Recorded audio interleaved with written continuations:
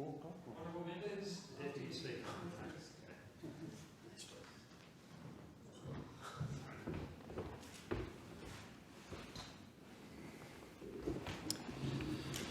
Are there any constituency statements by honourable members? I call the member for Warringah. Thank you, Mr Deputy Speaker. I'd like to speak about women's health in this constituency statement. In advance of International Women's Day tomorrow, I'd like to use this to really talk about it. After all, women are 51% of the population, and despite tremendous strides in healthcare, women's health continues to be an area that needs more attention. There are over 78,000 women in my electorate of Warringah. Many have health issues that can have profound effects on their lives, their families and their communities. And that's why we need to prioritise women's health education awareness and research. Last week, I visited Women's Health Road Medical Practice in Frenchs Forest to understand the work that Dr Talat Upal offering tailored medical care for women and promoting public health for women. It was incredibly inspiring to visit that practice because it was a comprehensive, holistic approach to all aspects of women's health, and it's, I think, a model that should be inspired and replicated. Increasing awareness about women's health issues is crucial because it can help reduce the stigma and the discrimination that many women face. For example, misogyny in healthcare leads to women's pain often being dismissed or trivialised. Women are more likely than men to be prescribed pain medication, but less likely to receive appropriate pain management. The stereotyping that occurs has often led to a culture of disbelief and invalidation, which can lead to delayed or inadequate treatment for women's health issues. Women's health issues such as menstruation and menopause are often taboo subjects, and it can make women reluctant to seek help and information. But by raising awareness about these issues, we can reduce stigma and increase access to health care for all women. Now, menopause will impact all women at some stage in their age. Mostly, it is between the age of 45 to 65 that the perimenopause, menopause and postmenopause period will occur. And it often impacts women at the peak of their careers, and it's misdiagnosis and inadequate treatment that too often results in adverse impacts on women's careers and contributes to the unequal economic outcomes that women suffer in our society. Every woman is affected by menopause in some way. Symptoms vary from hot flushes, night sweats, problem sleeping, pain in joints and tiredness, anxiety or mood changes and others. And historically, medical research has focused primarily on men, and it was only until the mid-1980s that women were in fact included in medical trials. Hence, many health treatments have been designed with male bodies in mind and not acknowledging the impact on women's bodies. So we need to raise and do better. So tomorrow, International Women's Day, with cracking the code and innovation for a gender-equal future, and I would say a focus on women's health. I call the member for Gorton. Thanks, Deputy Speaker. I rise to express my support for constitutional recognition of Aboriginal and Torres Strait Islanders and for an Indigenous voice to Parliament. As we continue our journey towards reconciliation, it is imperative that we take steps to sincerely engage with our Indigenous communities and give them a meaningful say in the decisions that affect them. 2 weeks ago, I had the privilege of meeting with local Indigenous advocates, Melton councillor Ashley Vandenberg and her partner Simon Vallone. During our conversation, they shared with me their personal experiences as Indigenous Australians and the challenges they had faced with many aspects of their life most of us take for granted, from education to employment. They also spoke of the importance of identifying and protecting local sites of cultural significance. There are many sites in and around my electorate of Gorton, but they're not always recognised appropriately, and I look forward to working closely with our local Indigenous groups, local councils and other agencies to help rectify this matter. As I listened to Ashley and Simon, it became clear that they believe the voice will be an important step towards ensuring greater recognition and genuine consultation with Indigenous peoples. Constitutional recognition to them means acknowledging who they are and recognising their continuous connection they have with this country. It means being accepted by Australia and Australians as an integral and equal part. Ashley and Simon told me that they recognise the progress Australia has made in the last 20 or so years. This conversation could not have even been held when they were kids, they told me. They want to keep seeing Australia progress for their child and other Indigenous children. Deputy Speaker, this is a critical moment in our nation's history. We have an opportunity to build a more just and equitable society that recognises and values the rich cultural heritage of our Indigenous communities. By supporting the Voice referendum, we can demonstrate our commitment to reconciliation and work towards a brighter future for all Australians. I urge all members of Parliament and all Australians to support the Voice. Let us come together as a nation to create a future that is built on mutual respect, understanding and empowerment for all Australians. The member for Barker. Thank you, Mr Deputy Speaker. Mr Deputy Speaker, the community of Mount Gambier has been discussing the need for an indoor rec centre for about as long as I've been alive. Today, I stand in this place to inform the House that the 40+ years of discussions have culminated in the Wallunda Recreation and Convention Centre, which will be officially opened next week. This is a major piece of infrastructure, the largest council-led project ever constructed. It will provide substantial year-round facilities, an outdoor 50-metre pool, a new indoor 25-metre pool, a splash pool, a splash pad, program pool, learn-to-swim pool, multi-purpose timber courts, function and community rooms, healthcare centre and a cafe. It will increase the ability of people in Mount Gambier to host major sporting competitions, conferences, events. It will provide significant social and economic benefits to the broader Limestone Coast. It's been a long journey, but it's something that I began championing when I joined the council for my 8-year stint in the mid-2000s. Unfortunately, we didn't get the job done then, but I took the campaign to Canberra. Those who know me know I don't give up. I'm always looking to deliver for my community, and so as the member for Barker, I met with council in 2017 to get the proposal back on the agenda and begin a community conversation. I facilitated a community working group who first met in my office in early 2018. The group's work needs to be acknowledged. They're responsible for this amazing result. They never wavered in the cause. There were naysayers, but not these people who worked alongside me on this group. That original group of passionate community members are to be commended. Peter Collins, Hazel Grant, Jane and Scott Martin, Yvette Holmes, Matt Charlton, Rowan Williamson, Nathan Stratford, Julie Moran, Daryl Starrick, Tom Kosh, Grant Horrigan, Chris O'Callaghan and Ben Hood. Thank you for standing up, even when it didn't look promising. In March 2018, we held a community meeting at the Sir Robert Helpman Theatre. 350 people attended, calling on the council to pursue this outcome. I was banging on doors in Canberra. My friends in the Liberal Party in South Australia were banging doors in Adelaide, and as a result, a pledge of $15 million from the former Liberal federal government, a pledge of $10 million from the former South Australian state Liberal government. The result being the Wallunda Rec Centre to be opened next week in Mount Gambier. It's a great use of public funds. I'm proud to have been a part of its journey to creation. I'm even prouder that it was Liberal governments that delivered $25 million to make it happen. The member for Ballarat. Thank you very much. This week, Australia's largest regional LGBTQIA+ event, the Chill Out Festival, begins in Daylesford. There is a huge lineup of events, including Ballarat's iconic drag king Lance de Boyle, who is back from performing at the World Pride in Sydney. I always look forward to the annual parade that takes over the centre of the town on the Sunday. It is a joyous and inclusive event. There will be a special addition to the Chill Out Festival this year with the installation of the Big Rainbow, designed with members of the LGBTIQA+ and the First Nations communities, and the Big Rainbow celebrates regional pride. This will be a fantastic photo opportunities with the Big Rainbow, and it will encourage some great conversations and the importance of visibility in our regions. And I can't think of a better home for it than in Daylesford.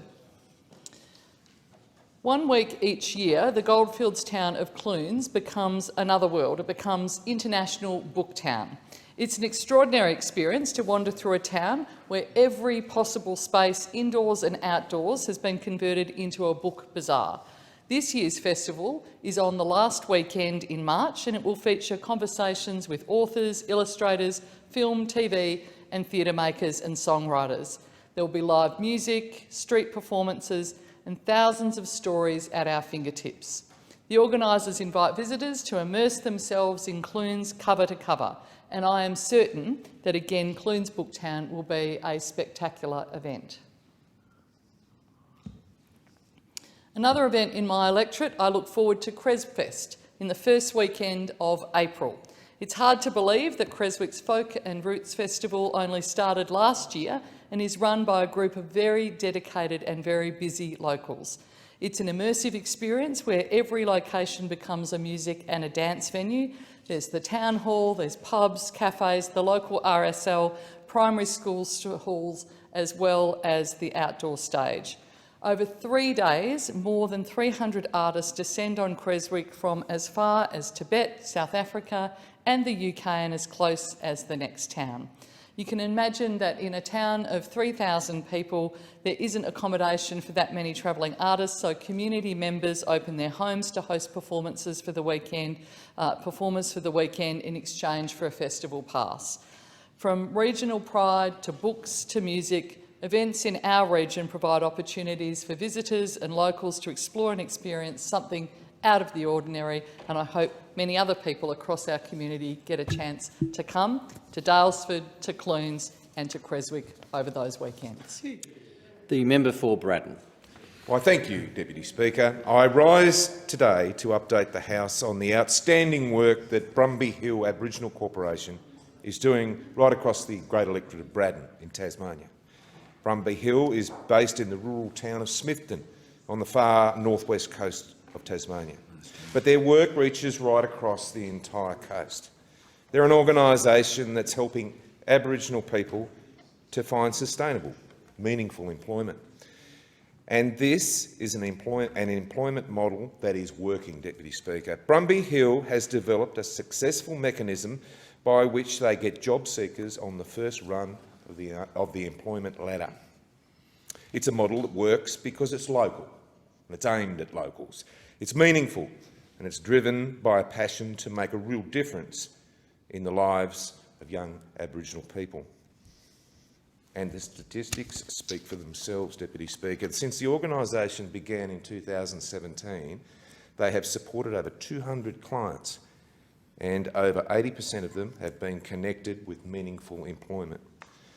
Among their many successes and their stories is a young Indigenous woman undertaking her first-year apprenticeship at Alpha Electrics as a fitter. A couple of young fellows are working at Rodney Collins Earth Moving as plant operators and fitters, and at William Adams Caterpillar dealership. Also, there are placements. Deputy Speaker, Brumby Hill is not just about getting people into work and walking away. Providing an ongoing face-to-face mentoring mechanism and being there for them when the road gets a little bumpy is important. Providing the advice and that calm assurance that young people need sometimes. That's the secret behind this fantastic success. Closing the gap is complex, but I firmly believe that in order to do that, we need to instil self-confidence and a sense of self-esteem and pride in our young people and get them standing on their own feet with their shoulders pulled back and their chests puffed out. That's what we need for our young Indigenous people. The pride that comes from employment, from hard work, and the achievement when you have to work hard at something in order to achieve something. That's what builds this pride. They can hold their head up high, as I said, and look forward to what the next day will bring, because they can meet any challenge head on.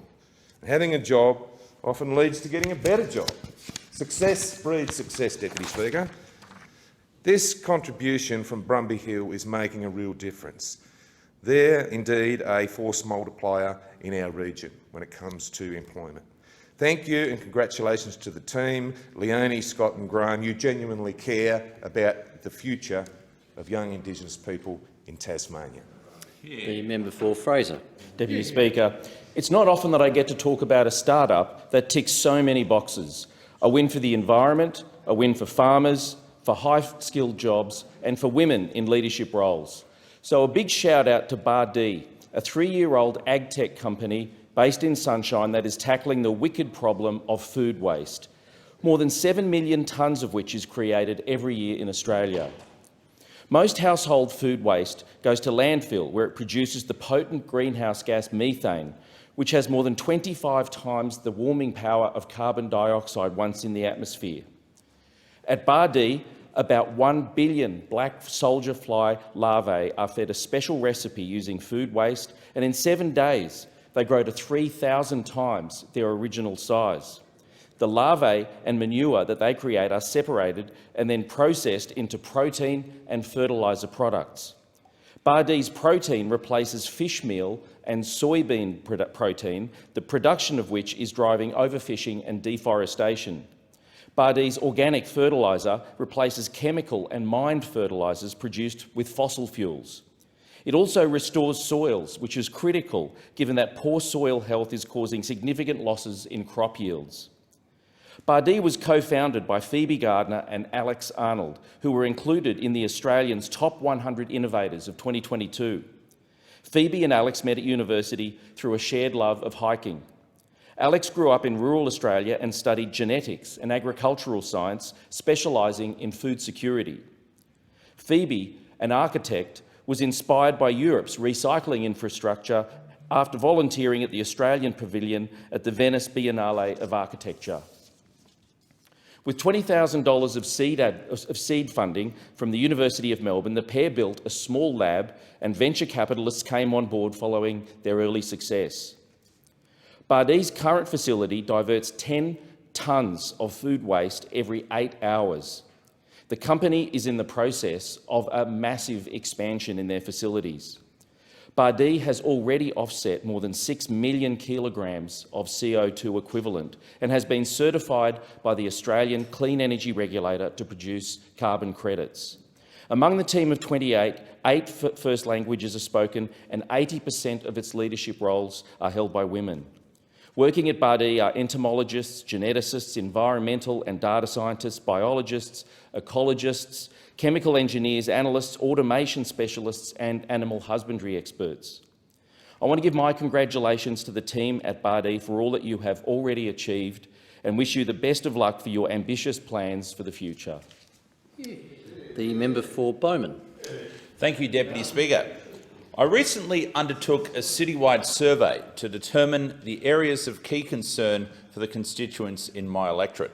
The results have shown that Redland Hospital and healthcare services in my electorate are the most widespread area of concern for local residents. In fact, an astonishing 82% of respondents identified this as their top issue of concern. The community sentiment in the Redlands is that our hospital is in crisis, with unsustainably high levels of ambulance ramping and recent news from the state government that promised stage 1 upgrades at the hospital have been significantly delayed. This is totally unacceptable, and I'll be pushing for immediate action from the state government to make sure this issue is addressed. I've also been strongly encouraging the state government to reverse their decision to impose parking fees at the hospital. At a time of such severe cost of living pressures, these new unjustified charges on staff, patients and visitors are the last thing that my community needs. This isn't a situation where an agreement has been struck with a private operator to build the car park and then recoup their costs later. This car park has been built entirely out of taxpayer funds, $16 million from the former LNP government, and unfortunately the state government has taken it as an opportunity to revenue raise. In addition to healthcare concerns, the survey also identified other areas of pressing concern for Redlanders. 48% of respondents identified support for older Australians and aged care as an area of concern, and 47% highlighted reducing the cost of living pressures on families. With energy prices rising, rents and mortgages increasing, and inflation eroding the value of wages, it is clear that many local households are feeling the full impact of these pressures. I'll be advocating for government responses that will make a real difference to my community. The survey also found that 41% of respondents are concerned about local overdevelopment, 37% would like to see the duplication of the Cleveland rail line, and 36% highlighted hooning and other antisocial behaviour as an area of key concern. Residents of the Bay Islands cited an overwhelming concern for the lack of island infrastructure. It is clear that the Redlands has not received its fair share of funding, and many locals have felt ignored and overlooked. The sentiment of the community is reflected in the responses I've received from residents during my recent door-knocking across the electorate. I will continue to advocate both to the new federal government and to the Queensland State Government to ensure that Redlands gets its fair share in funding to address these areas of key concern. Thank you to all the Redlanders who took the time to respond to my survey and to share their views with me. Member for Solomon. Thanks, Deputy Speaker. Darwin is Australia's fleet-based north, and it is increasing in value to Australia's defence as our strategic circumstances worsen. As the ADF goes on a footing of what Defence Minister Richard Marles calls impactful projection, long-range strike capabilities are going to be a key part of the equation for keeping any adversaries at bay.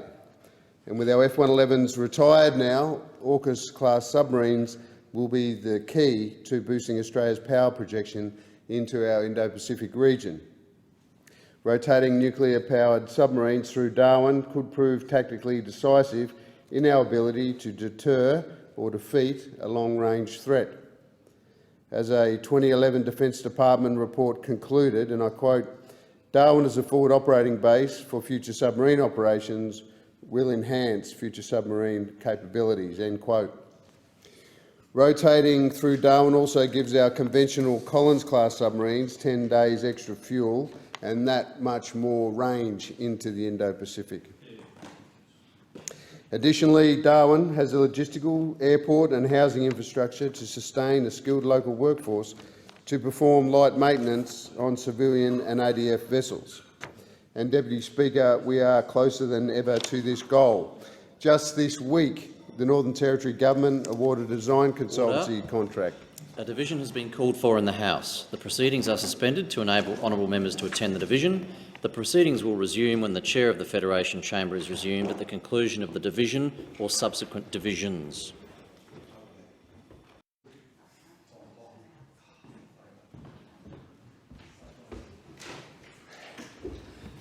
The member for Solomon on continuation. Thanks, Deputy Speaker.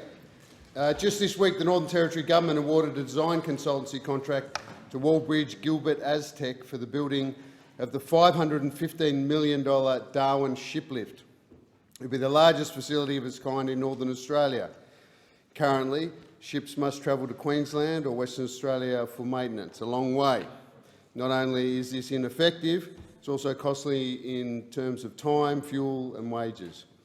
The shiplift at East Arm will bring millions into the NT economy, employing 250 Territorians and generating hundreds of local jobs. It will also play a vital role in our national defence by strengthening the Royal Australian Navy's ability to operate in the region for longer.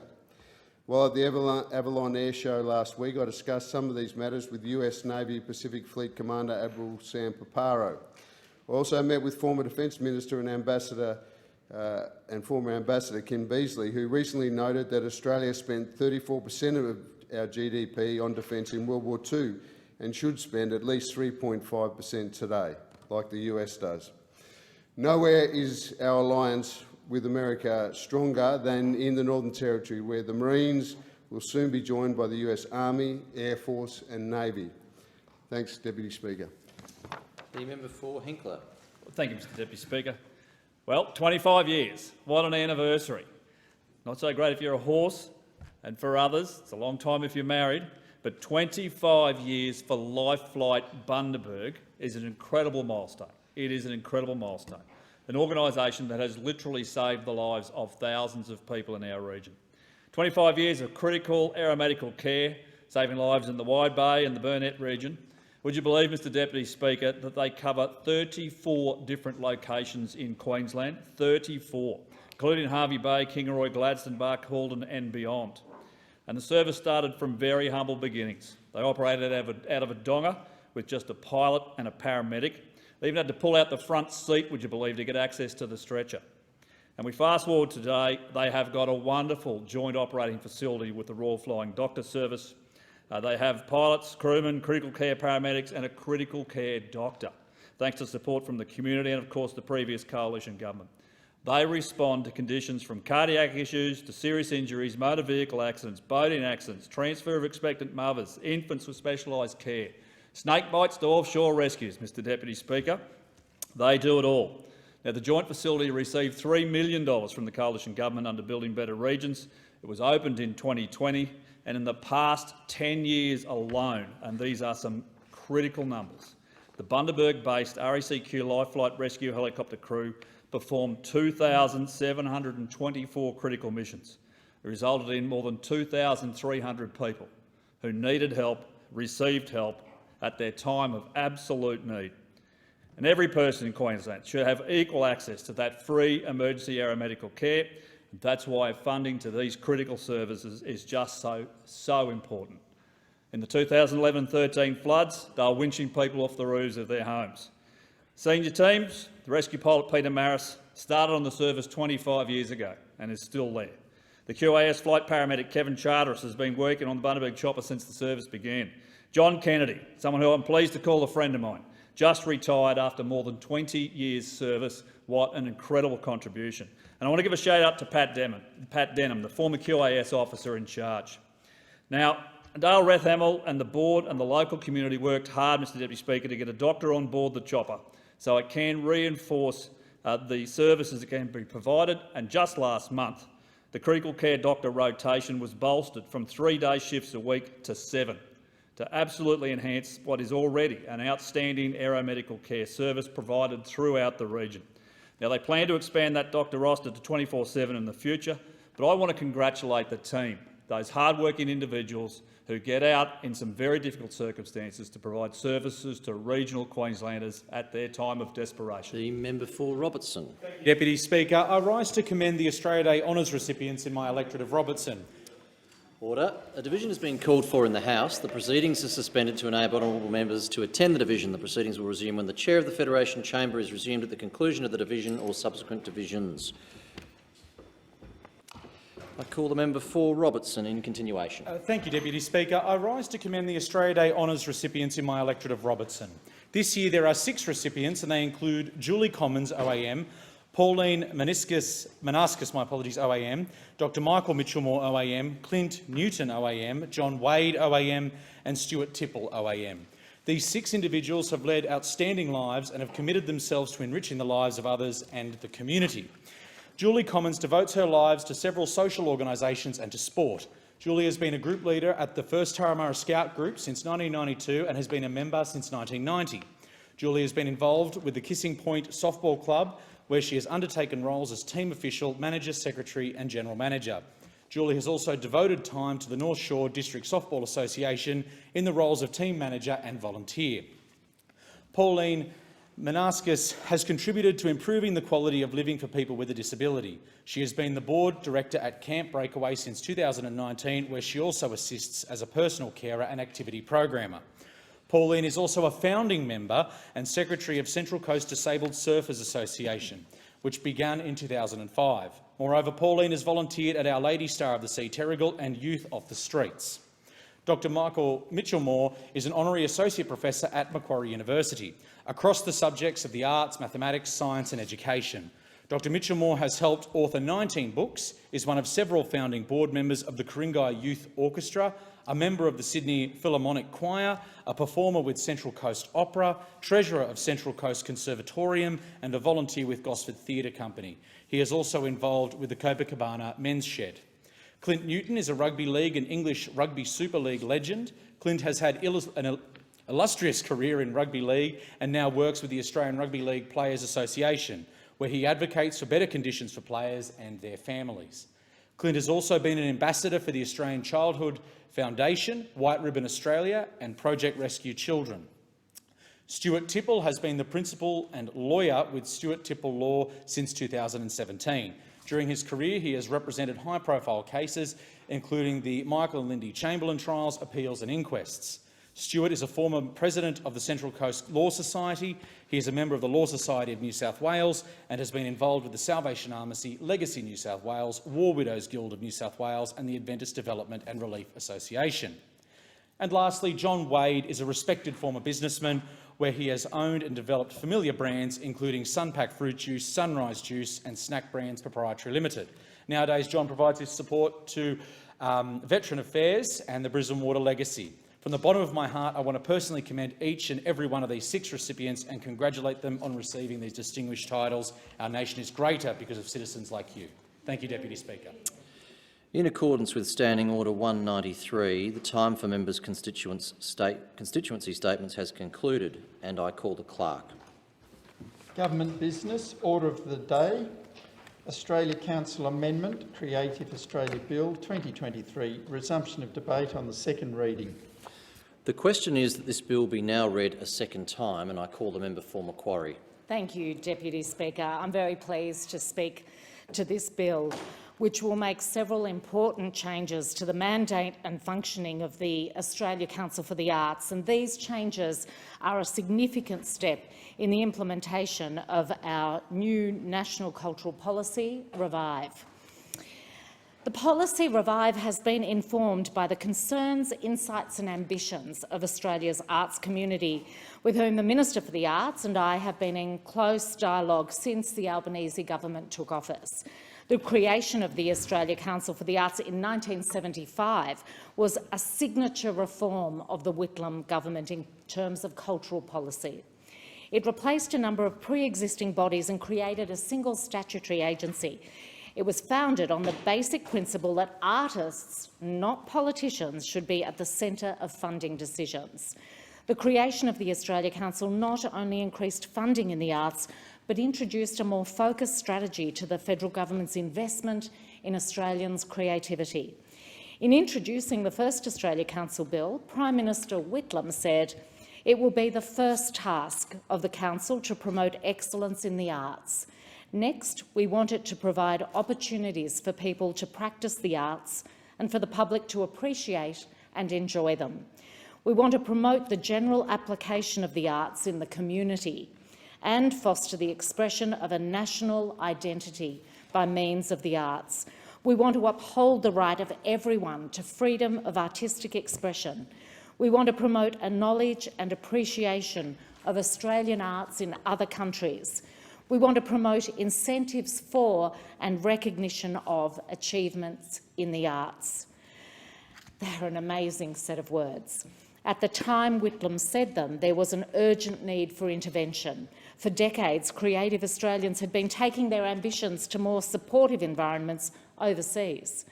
The increased local support provided through the Australia Council helped to stop this outgoing tide of Australian talent and allowed Australian artists to realise their ambitions in their own country.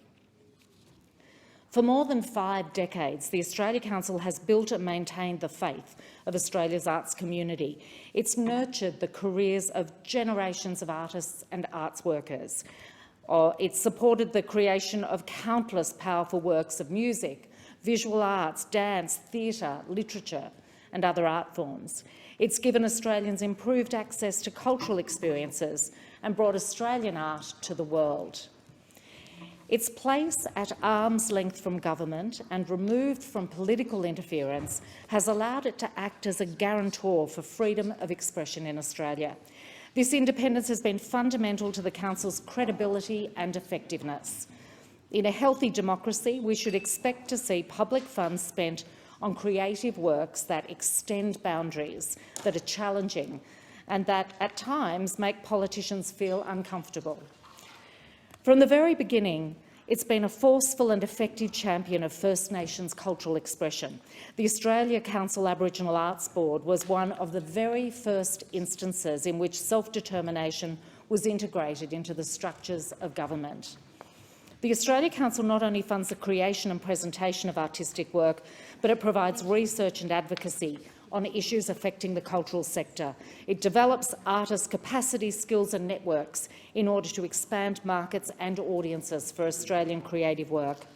The Albanese government recognises the value of this legacy and the enormous benefits of public investment in the arts. That's why we want to equip the agency to be as effective as it can be for the years ahead. This bill takes the first step in the strengthening and modernisation of the Australia Council for the Arts. These reforms will amount to the most significant changes to the organisation in its history. The bill will enable the Australia Council to operate under its new name, Creative Australia. Now, whether or not the arts community will let go of the nickname AUSCO remains to be seen. The governing board of Creative Australia will continue to be known as the Australia Council. The bill will also enable the Australia Council to commence work on the Centre for Arts and Entertainment Workplaces from the 1st of July this year. Now, this is an important and really urgent expansion to the Australia Council's mandate. On the 1st of September 2022, the Raising Their Voices report was released. It detailed the scale and severity of sexual harassment, bullying, discrimination and other forms of harm within the music industry. The findings, detailed in the Raising Their Voices report, were harrowing, but sadly they were not surprising. The problems the report raised have been an open secret for a long time, and action on these issues is long overdue. The experience of those who provided evidence to the report needed to be heard and acted on. One respondent described a manager who was, and I quote, "notorious for hiring young women. You're made to feel you were so lucky to be working there. He had grossly sexual behaviour. If you resisted or said something about it, there would be retribution." End quote. Another left the music industry entirely, saying that, quote, "music saved my life so many times before, and now that's being taken away. It's been devastating." End quote. The Centre for Arts and Entertainment Workplaces will provide advice on issues of safety and welfare in the arts and entertainment sector. On pay, it will refer matters to relevant authorities. It will develop codes of conduct and resources for the sector. It will help set a higher standard. It will help ensure that artists and arts workers feel secure at work and that they are fairly treated. The government's establishing the centre because we recognise that the work creative Australians do matters, and they deserve to feel safe no matter where that workplace is. The centre will provide funding to Support Act to provide mental health services for those working in the music industry. Deputy Speaker, as Special Envoy for the Arts, I was tasked with assisting and consulting the arts community in preparation for Australia's new National Cultural Policy Revive. One of the messages I heard time and time again from the music industry was that they needed from the whole industry, in fact, was that they needed a new body to provide strategic leadership, and particularly for Australian music. We listened to that message. So this bill provides for the creation of Music Australia within Creative Australia from the 1st of July this year. Music Australia will bring the major stakeholders around the one table, both artists and industry representatives. It will grow the market for contemporary Australian music. It will look at increasing the development of original music through investment in artistic creation. It'll deliver songwriting and recording initiatives in schools. It'll develop new strategic partnerships within and beyond the music sector, including to undertake research and data collection around key issues, including festivals and venues. It'll provide ongoing support for Sounds Australia, Australia's export music market development initiative. It'll support industry professionals to learn business and management skills. This is something that's come up in inquiries I've done time and time again. It'll provide central coordination around live music, access to live music venues for bands and solo artists, and develop new co-investment agreements with states, territories and industry to deliver national sector-wide priorities. And it'll create community music hubs in high-density living areas. So it has a big task, and I want to thank all of the individual musicians, music producers and industry organisations whose input has shaped Music Australia. particularly the Association of Artist Managers, Australian Festival Association, Australian Guild of Screen Composers, Australian Independent Record Labels Association, Australian Live Music Business Council, Australian Music Centre, Australian Music Industry Network, Australasian Music Publishers Association, APRA, AMCOS, ARIA, PPCA, Crew Care, Live Music Offline, Live Performance Australia, Music Producer and Engineers Guild, National Aboriginal and Torres Strait Islander Music Office, One Music, Sounds Australia, Support Act and The Push. Deputy Speaker, the third element of this bill is to transfer the functions of Creative Partnerships Australia to Creative Australia. The state has a responsibility to nurture creative endeavour, but without diminishing the role of government, we do want to encourage philanthropic support for the arts.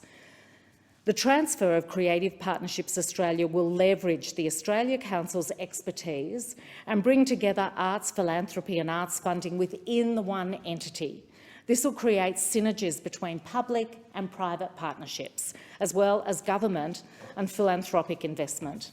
Through this legislation, Creative Australia will assume responsibility to assist Australian artists and arts organisations to attract and maintain support from donors and businesses, diversifying their sources of revenue, and it will encourage and celebrate innovation and excellence in giving to and partnerships with the arts and cultural sector. The measures contained within this bill are just the first steps in the delivery of Australia's new National Cultural Policy Revive. Another significant measure is the restoration of the $199 million in funding to the Australia Council. This funding will mean more support across all art forms, including underfunded areas like youth arts, small to medium organisations and independent artists. The policy's objective is that there's a place for every story and a story for every place. This has simply not been possible with the arts sector living on basic rations, as it has been for nearly the last decade. The best, boldest, most powerful creative work is not produced by an arts sector in survival mode. This uplift will reverse the brutal Brandis cuts that devastated the arts community and came without any warning or consultation. The Brandis cuts hit individual artists and the small to medium sector particularly hard. These organisations are essential to the health of the arts ecosystem, but many simply didn't survive. The Community Arts Network in WA commented, "We have operated in WA for 30 years and have witnessed and responded to many changes that have threatened our sector. There's nothing, however, that rivals the instability, upheaval and vacuum created by the recent withdrawal of almost $105 million from the Australia Council for the Arts." That's what they said at the time of the Brandis cuts. The funds raided from Australia's arts funding agency were diverted to projects favoured by the minister himself. In doing this, the previous government broke the decades-long consensus that arts funding decisions should be made at arm's length from government. Unlike the previous government, this government upholds the principle that artists themselves should make the decisions about artistic merit, not politicians. The government will listen to and work in partnership with Australia's arts community. In my role as Special Envoy for the Arts, I've continued the conversations that the Minister for the Arts and I started in preparation for the new National Cultural Policy. Only last week I visited Orange and had deep conversations with a range of people about how this policy will benefit them in their regional community, but also about how they have survived this last decade and what they see as their vision for the future. As the Minister for the Arts has said many times before, we recognise that arts jobs are real jobs.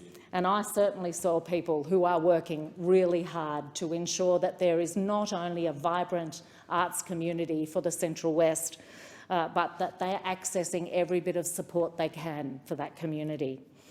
This government respects the contribution that Australia's artists and arts workers make, though, not just to our economy, but to well-being, our sense of identity and our connection to each other. We don't regard the work of artists as an optional extra. or an indulgence. It's a fundamental element of our society that enriches and empowers every Australian every day. There are further steps to take in the modernisation of the Australia Council. The implementation of the Australia Council reforms under the National Cultural Policy will be staged to allow for proper consultation across the arts sector and to ensure a smooth transition. A staged approach will enable Creative Australia to responsibly scale up and implement new functions within available resources. Subsequent legislation will create a dedicated First Nations-led board within Creative Australia, which will give First Nations people autonomy over decisions and investments. Writers Australia will provide direct support to the literature sector for writers and publishers to grow local and international audiences for Australian books. A strengthened, modernised, properly funded Creative Australia will be crucial to the realisation of the ambitions of Australia's arts community. And I'm going to finish by quoting Prime Minister Gough Whitlam in 1974. I regard this bill as an historic development in the promotion of arts in Australia. I believe that the formation of an independent Australia Council will inaugurate a new era of vitality and progress in the arts, that creative artists of all kinds will enjoy a new measure of security and status in the community, and that the Australian people as a whole will have a new and wider opportunity to participate in the arts and enjoy the emotional, spiritual and intellectual rewards which the arts alone can provide. The question is that the bill be now read a second time, and I call the member for Mayo. Thank you, Deputy Speaker. I rise to support this bill, but I also wanted to use this as an opportunity to talk about some of the amazing artists and art groups in my community of Mayo. The arts contribute so positively, I think, to all of our communities, and certainly all of the communities across my community. It facilitates social harmony through providing an opportunity for individuals and groups to express themselves. And the arts also maintains access to community and government-funded institutions which preserve our cultural heritage and provide a platform for the curious to engage with various local histories. The National Library of Australia, and I honestly think, when we're talking about photographs and when we're talking about history, we are talking about art. The National Library of Australia's digital record platform Trove serves as an institutional backbone for the preservation of our cultural heritage and our arts, and allows many historical groups within my electorate to maintain their operations in the interest of educating and serving community members seeking greater knowledge of the past. Deputy Speaker, I'd like to provide context on Trove as a platform and how it serves my local community since creation. And Trove was launched online in 2009, and it's the National Library's single business discovery project, and it creates that entry point for really that nexus between history and art, and it is a treasure trove. Now, I am concerned when we're talking about this bill and when we're talking about funding arts that we are potentially missing that link, and that funding is currently under threat. It is a cultural institution, and it's unparalleled in its ability to enhance the knowledge of our various local histories and our community, all of us, our souls, and I believe it's paramount that it should be continued.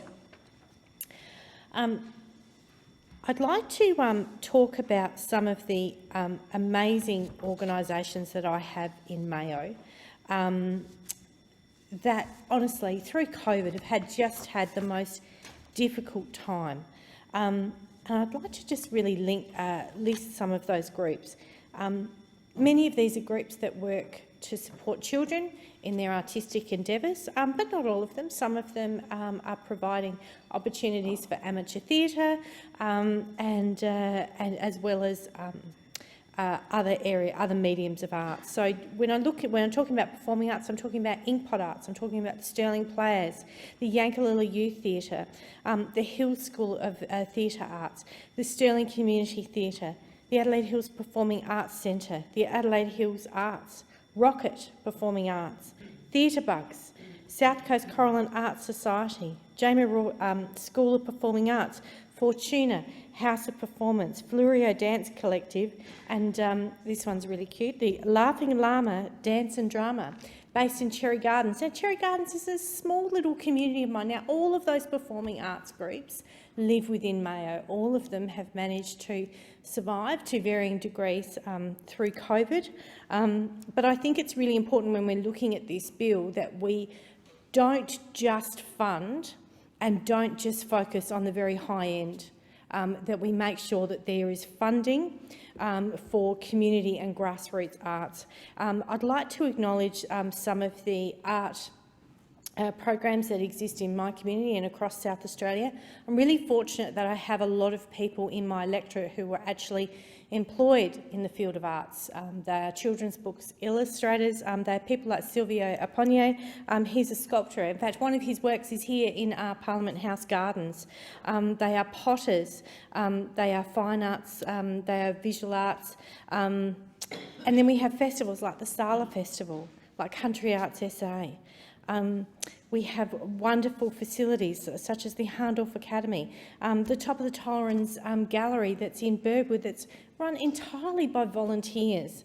And then we talk about, and that's, you know, they're just, when we're talking about fine arts and we're talking about, you know, the making of art, we sort of have forgotten in this talk about music and how important music is, live music, composing, our local festivals.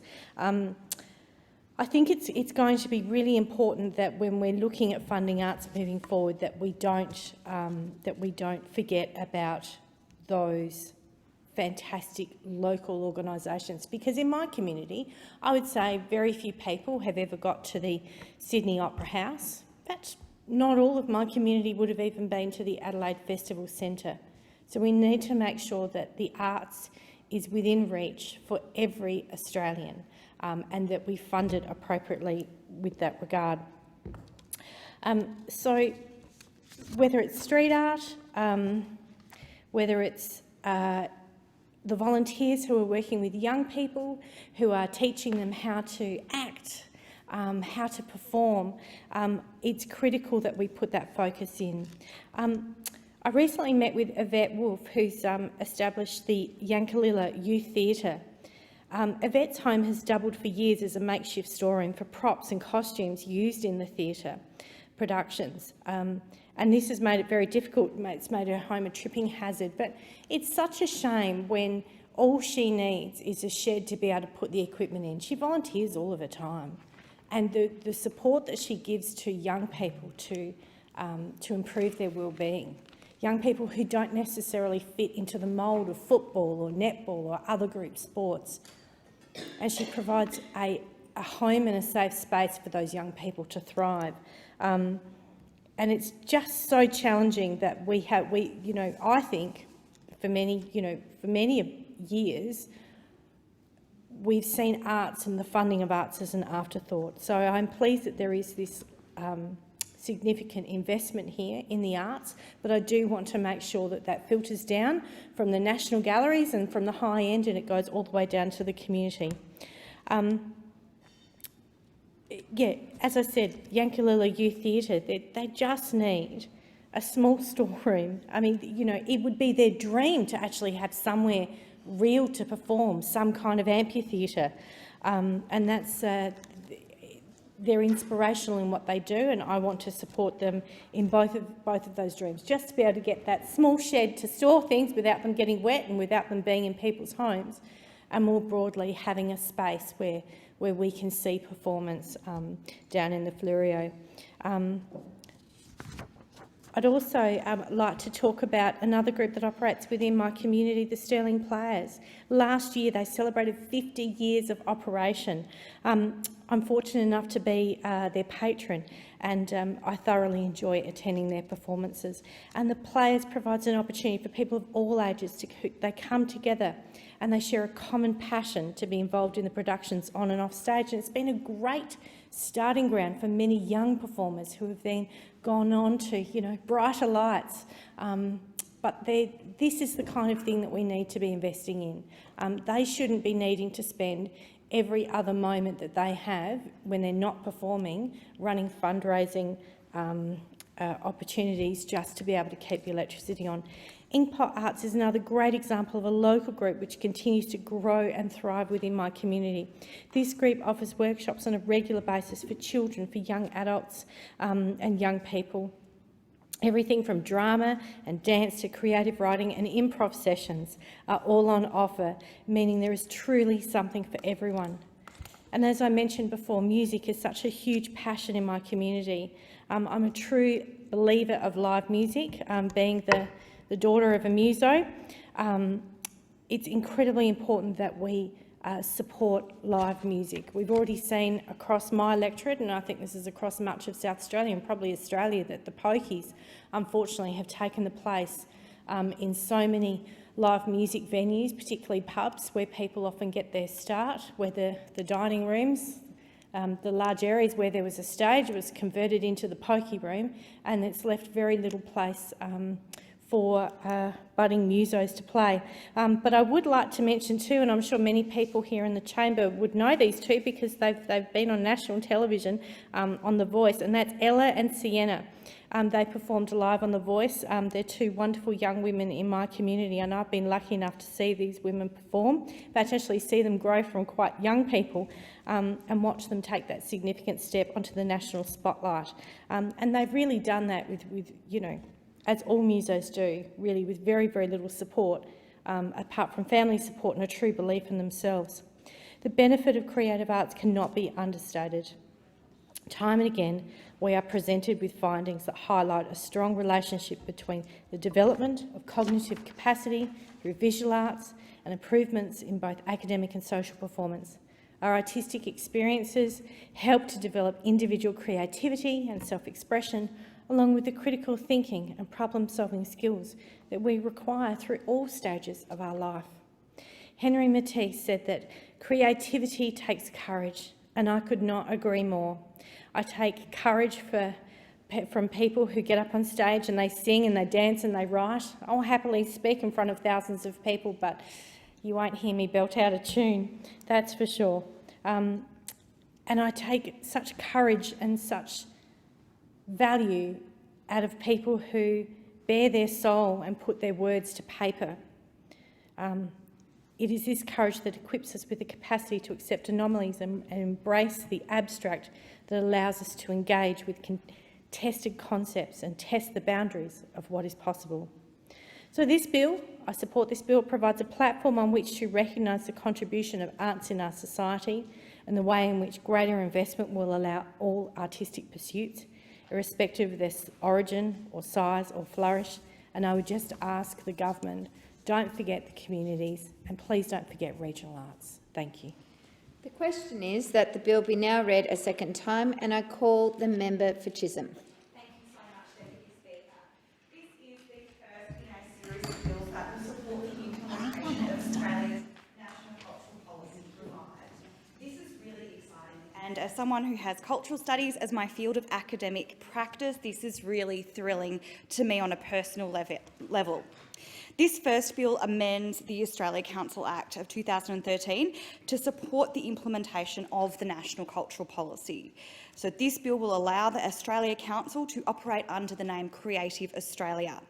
This expands the functions of the Australia Council to support the upcoming establishment of the Centre for Arts and Entertainment Workplaces, Music Australia, Writers Australia and the First Nations First Body. This is an important early step to realise Revive, our new cultural policy for the nation.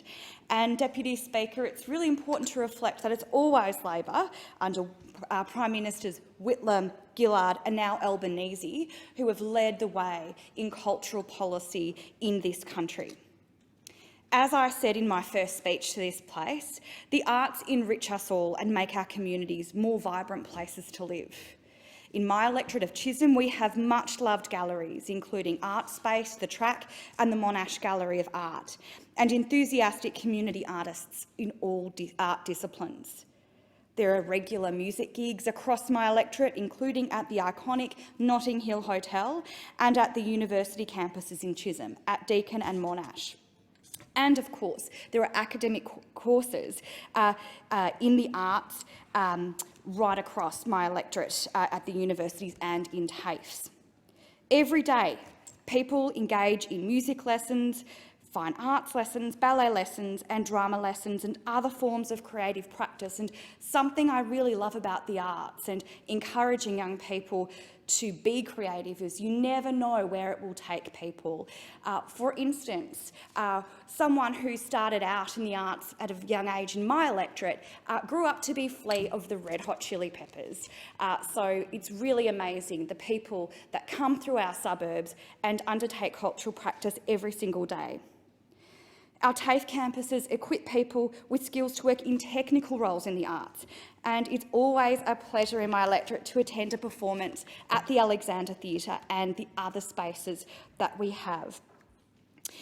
Just last week, I attended Art Space in Box Hill and saw their terrific On the Street exhibition, featuring recognisable sites in the area, but seen again in a creative way, celebrating the everyday and the spectacle that is the local community. The familiar became new, fresh, and considered in a different way by the artists, and I really want to commend everyone who contributed to that exhibition for their vision.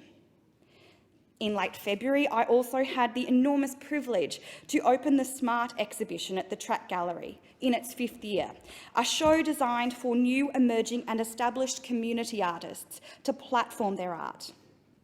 I spoke about our cultural policy at the opening at the gallery, and I'm so pleased to have had such rich conversations with the community at the viewing and reception about just why the creative arts matters.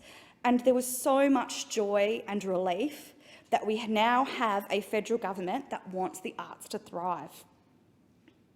The arts are an important part of our communities, and it is high time we as a nation have a creative policy that seeks to ensure the sector thrives, that there is diversity in the sector, and that we recognise the oldest continuous culture in the world and the contribution that First Nations people in this country have made and continue to make to creative practice. Since 1975, the Australia Council has been the principal Commonwealth arts investment and advisory body, with a strong profile in the arts sector. It supports and promotes creative arts practice that is recognised nationally and internationally, and provides research and advocacy on issues affecting the sector. The centrepiece of our national cultural policy is the establishment of Creative Australia. This means strengthened capacity of the Australian Council, better strategic oversight across the sector, and a way to ensure that funding decisions are made on the basis of artistic merit and at arm's length from government. It will also include the establishment of independent bodies and funds for First Nations arts and culture, for contemporary music and for writers, as well as a centre for arts and entertainment workers. The implementation of the Australia Council reforms under the National Cultural Policy will be staged to allow for necessary consultation. We are a consultative government. It is really important that we undertake that process, but we do need in this bill to get some elements through so that we are able to take that next step. This is the first step of several that will really give life to this revived National Cultural Policy. This bill provides for the Australia Council to operate under the name Creative Australia as interim measure. Additional functions in this bill will also enable the Australia Council to commence work on the Centre for Arts and Entertainment Workplaces and Music Australia. A follow-up bill will be introduced later this year to establish Creative Australia as a new organisation and to formally establish Music Australia and the Centre for Arts and Entertainment Workplaces within it. These bodies will be critical in building partnerships and expertise to support artists and benefit us all. Music Australia will support the Australian music industry to grow, including through industry partnerships and initiatives, research, training, skills development and export promotion, so that we can really showcase the amazing talent we have in Australia to the world. This bill will also provide authority for Creative Australia to deliver the functions of Creative Partnerships Australia. And this is really important to attract and recognise public sector, private sector, philanthropic and commercial support for and investment in the arts, and to undertake research on all of that. This bill also allows Creative Australia to assume responsibility for the Australian Cultural Fund from the 1st of July this year, which includes all the donations made into the fund prior to the transfer. Through this legislation, Creative Australia will assume responsibility to assist Australian artists and art organisations to attract and maintain support from donors and businesses, diversifying their sources of revenue, and to encourage and celebrate innovation and excellence in giving to and partnerships with the arts and cultural sector. This legislation is also about setting up the foundation to do more to support creative workplaces.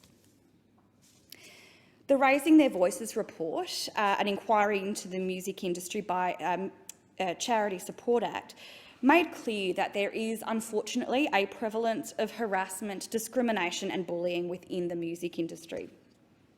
In 2021, over 30 artists, workers and leaders from across the Australian contemporary music industry came together to address that prevalence. It is clear that there needs to be more support for arts workers to ensure that the culture and industry is changed, like other workplaces seek to do, including this parliamentary workplace. So this bill expands the functions of the Australia Council to allow for the upcoming establishment of the Centre for Arts and Entertainment Workplaces, which will be incredibly important in ensuring that the harmful culture described in the Raising Their Voices report is addressed and workers in the creative industries are adequately supported. Given the nature of creative work and the fact that gig work is a dominant form of employment for many parts of the sector, having a centre dedicated to promoting positive and safe workplace culture is really critical to ensure that everyone, even if they work across multiple workplaces, is supported while doing their work. The Centre for Arts and Entertainment Workplaces will work with artists, industry workers and employers to raise and maintain standards, remuneration and safety for all art forms and arts organisations, and to ensure matters are referred to relevant authorities as appropriate. The Centre will, very importantly, ensure that under cultural policy, such companies not adhering to those standards will be prevented from receiving government funding. The standard we walk past is this standard we accept after all. I'm so proud of our government's commitment to improving the quality of Commonwealth investment in the arts sector. We're also committed to ensuring that the access to support for arts organisations and artists is stronger and sleeker, with more streamlined access through a properly resourced Creative Australia. It is really exciting that from the 1st of July this year, with the passage of this bill, initiatives to strengthen the arts sector and to do more to support artists and arts organisations will commence, and we take those first steps to give life to our new cultural policy for the nation. I just know that this new vision for a Creative Australia will unlock so much potential in our communities, in our suburbs, in our regions, in our cities right across Australia, and will bring people such inspiration and joy and enrich us all. I'm so proud to support this bill today. Thank you, Deputy Speaker. The question is that the bill be now read a second time, and I call the member for Casey. Thank you, Deputy Speaker. And I rise to discuss the Australian Council Amendment Creative Australia Bill of 2023. But before I start on the detail of this bill, I do need to celebrate and congratulate two members of the electorate of Casey, which is rich with creative talent. So Josh and Anya are in the top 8 of the Australian Idol final. So to have two residents in Casey in the top 8 of the whole nation is something we're really proud of. They're great young people. Josh is a local singer and songwriter who grew up on a rose farm in Mount Evelyn, while Anya is a Selby local, growing up playing gigs in the hills at the Suki Lounge in Belgrave. And they're both brilliant in different ways, and I'm voting for both of them, and I encourage everyone out there to vote for both of them as well. But Deputy Speaker, I had the chance last Friday to speak to both Josh and Anya, and it was amazing. You could just hear in their voice the passion that they've got for music and for the arts, and that they're essentially, and as they said, living their dream. And it's wonderful to see two young Australians living their dream, and that's what creative arts is about. It's about many things, but it is allowing young people and those that are in the industry for a long time to do something that they've got a deep passion and love for. And now I'll move on after congratulating Josh and Anya. I look forward to watching the rest of their journey onto the bill that rebrands the Australia Council to Creative Australia as a result of the government's decision to transfer the functions of Creative Partnerships Australia to the Australia Council. Creative Partnerships Australia was established 10 years ago with the aim of attracting more philanthropic funding for the arts, and it has operated successfully ever since. Yet the first thing Tony Burke did when he came into government was to abolish the agency. Now, this bill is being promoted as implementing the government's national cultural policy, but in reality, it doesn't do very much. Labor promised its national cultural policy would transform our arts sector, yet its policy is long on rhetoric and rather thin on specifics, and they failed to back it with serious funding support. Now, Labor released its National Cultural Policy Revive in January. It's a 5-year plan for the arts and provides $286 million in additional funding to the arts over 4 years. However, according to media reports, at least $45 million of this comes from cancelling the former coalition government's Temporary Interruption Fund, meaning total new money is around $240 million or $60 million a year at best. And much of the document is simply a re-announcement of what we knew was already happening. And Deputy Speaker, this bill, it follows the very standard Labor formula of having a very impressive sounding name for a bill while actually delivering very little. And I'm a little concerned, to be honest, about the creation of the so-called Centre for Arts and Entertainment Workplaces. This shows Minister Burke is keen to use the arts sector as a showcase for his wider agenda of increasing union power and entrenching restrictions on our economy. The contrast with funding committed by the former Liberal national governments for the arts is stark. New funding commitments during our 2019 to 2022 term totalled $1.1 billion. Our Liberal national government delivered record arts funding of over $1 billion, as I said. No other government, Labor or Liberal, has matched this level of funding for the arts, and that remains the case even after Labor's National Cultural Policy was announced. Now, this funding from the former government included funding programs like RISE, which supported arts companies, promoters, festivals and entrepreneurs to put new shows on as the sector sought to rebuild from the challenges of COVID. And I know there were many in the industry in Casey who benefited from this program.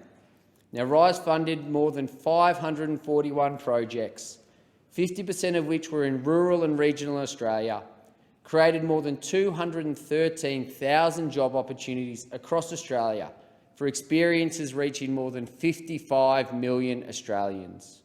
Now, one thing I've noted about Labor's National Cultural Policy contains no new funding for our national collecting institutions. Funding decisions to support these institutions has evidently been kicked down the road to the May budget. There has been a series of media reports about the funding needs of our collecting institutes, including the National Library of Australia's public digital service, Trove. And I've had many residents in Casey write to me concerned about the funding for Trove, and I look forward and will watch with interest any future announcements by the government. But again, the Coalition had a proud record of investing in these institutions, including a funding boost of $5.7 million over 2 years to support and enhance the continuing operation of Trove through to the 30th of June 2023. The policy also contains no new funding for our national performing arts organisations. These organisations are experiencing a change in behaviour, with audiences not purchasing tickets until the last minute, making it harder to return to financial stability. It was the Coalition who invested over $50 million in these organisations through the Sustainability Fund, which prevented many from closing their doors. It was the Coalition who created a $50 million temporary interruption fund to provide certainty for screen producers. And it was the Coalition who invested more than $370 million for Australian local content through the Australian Children's Television Foundation, Screen Australia, Production Offset, Post Digital and Visual Effects Offset, and the Temporary Interruption Fund. It was the Coalition who raised the producer offset for television content from 20% to 30%, meaning Australian producers receive a greater rebate, making producing film and television content in Australia more attractive and affordable.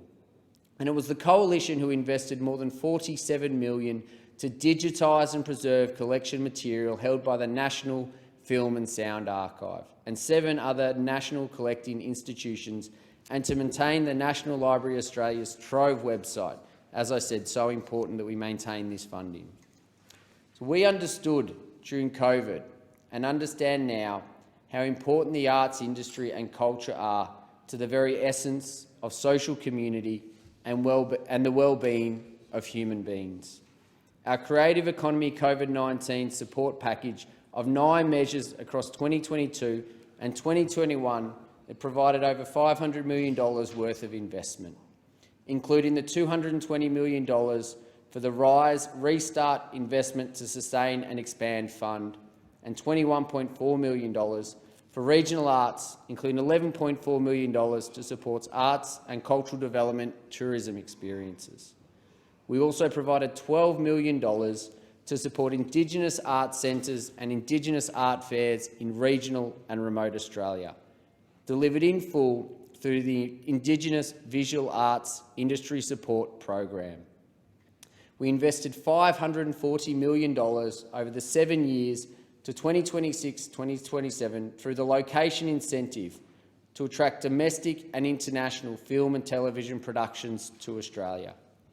All of this on top of the recurrent funding provided to the Australia Council, which stands at around $220 million a year, $260 million for our national collecting institutions and over $80 million for Screens Australia. And in my electorate of Casey, we have a proud and passionate, thriving, creative community, nurturing literature, fine arts, crafts and musics through many organisations. And one such organisation is the Dandenong Ranges Music Council, and it's a community music organisation that was established in 1979. Its work focuses on the need of communities who wish to listen, to learn, to perform and create music in partnership with paid professional art workers and artists. And Bev McAllister established the council to enable all ages and abilities to participate and enjoy music in all its forms. Although Bev herself is not a musician, she appreciated and recognised the huge benefits music can bring to the community. Bev received her OAM in 1994 and received the Yarra Ranges Shire's Mayor's Lifetime Achievement Award in 2018, both in recognition of her dedication to the Dandenong Ranges Music Council.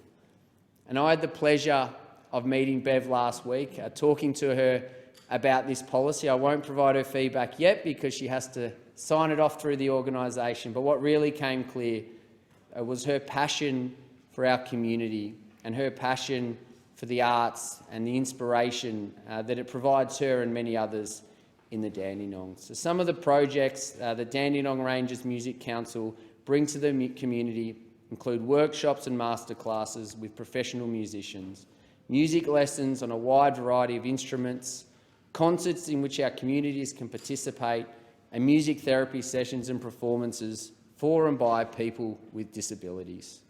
Community music is used to celebrate, to grieve, even to protest and to heal. It tells community stories of bushfires, storms, our cultural history, as well as the issues of today and into the future. And it definitely played a big part in the Dandenong Ranges in particular as the residents there recovered from the storms of 2021. And the Dandenong Ranges Music Council has 9 ensembles at the moment, from orchestral to swing, strings and artists with disabilities, and numerous projects on the go at any one time. And they encourage family participation in their projects. And in fact, some local musicians had their first musical experiences as children with the DRMC. They've gone on to study and become music professionals and have returned to live in the local community, which keeps our community fresh and vibrant. This cross-generational aspect of what they do is really important. We have other strong creative institutions. Burringer is a great example, named after Lynn Onus, an Indigenous artist who's no longer with us. And I was fortunate growing up. My father is a painter and a sculptor, and he was good friends with Lynn Onus, and Lynn lived in Upwey, and I had the pleasure of spending time at Lynn's house with his family growing up. So it was a real treat when I went to Burringer and found out that it's actually named after Lynn, and another example of our local community staying together. And the Rivers and Ridges project, which has been delivered by Yarra Ranges Council, is a $30 million project, an investment partnership between the federal government, the state government, the local council and Bendigo Bank, continues to support creative arts projects in Yarra Ranges and bring tourism into our area. And I had the fortunate opportunity to visit one of the lung walks, which is a display by Peter McLean in Naruk Baring, which is Ridge Walk, which is meaning mountain paths. And it was a great example of how in Casey we can bring together the creative arts community and the natural environment that we have in the Dandenongs. So there's many more great creative arts organisations in Casey. The strong music culture celebrated by Bev, by Josh and Anya have all helped to create that culture that we all enjoy. And as the son of a musician and a painter and sculptor, I look forward to continuing to support the arts sector in Casey. The question is that the bill be now read a second time, and I call the member for McNamara.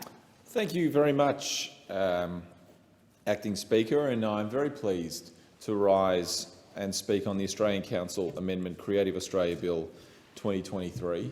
And I am extremely proud that the launch of this policy happened right in the middle of my electorate in McNamara. And there's a reason for that, Acting Speaker. There's a reason for that.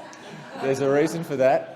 And one thing that I am sure about, that every member in this place and right across the parliament, one thing we can all agree on is that McNamara is the home of our creative sector in Australia. It's definitely something I know people in this House know, that in McNamara we are absolutely at the heart of all cultural activity around the country. We have some of not only Australia's best institutions, but also some of the world's best institutions, mixed in with some local and independent companies. We really are so fortunate to have so many incredible organisations in my electorate.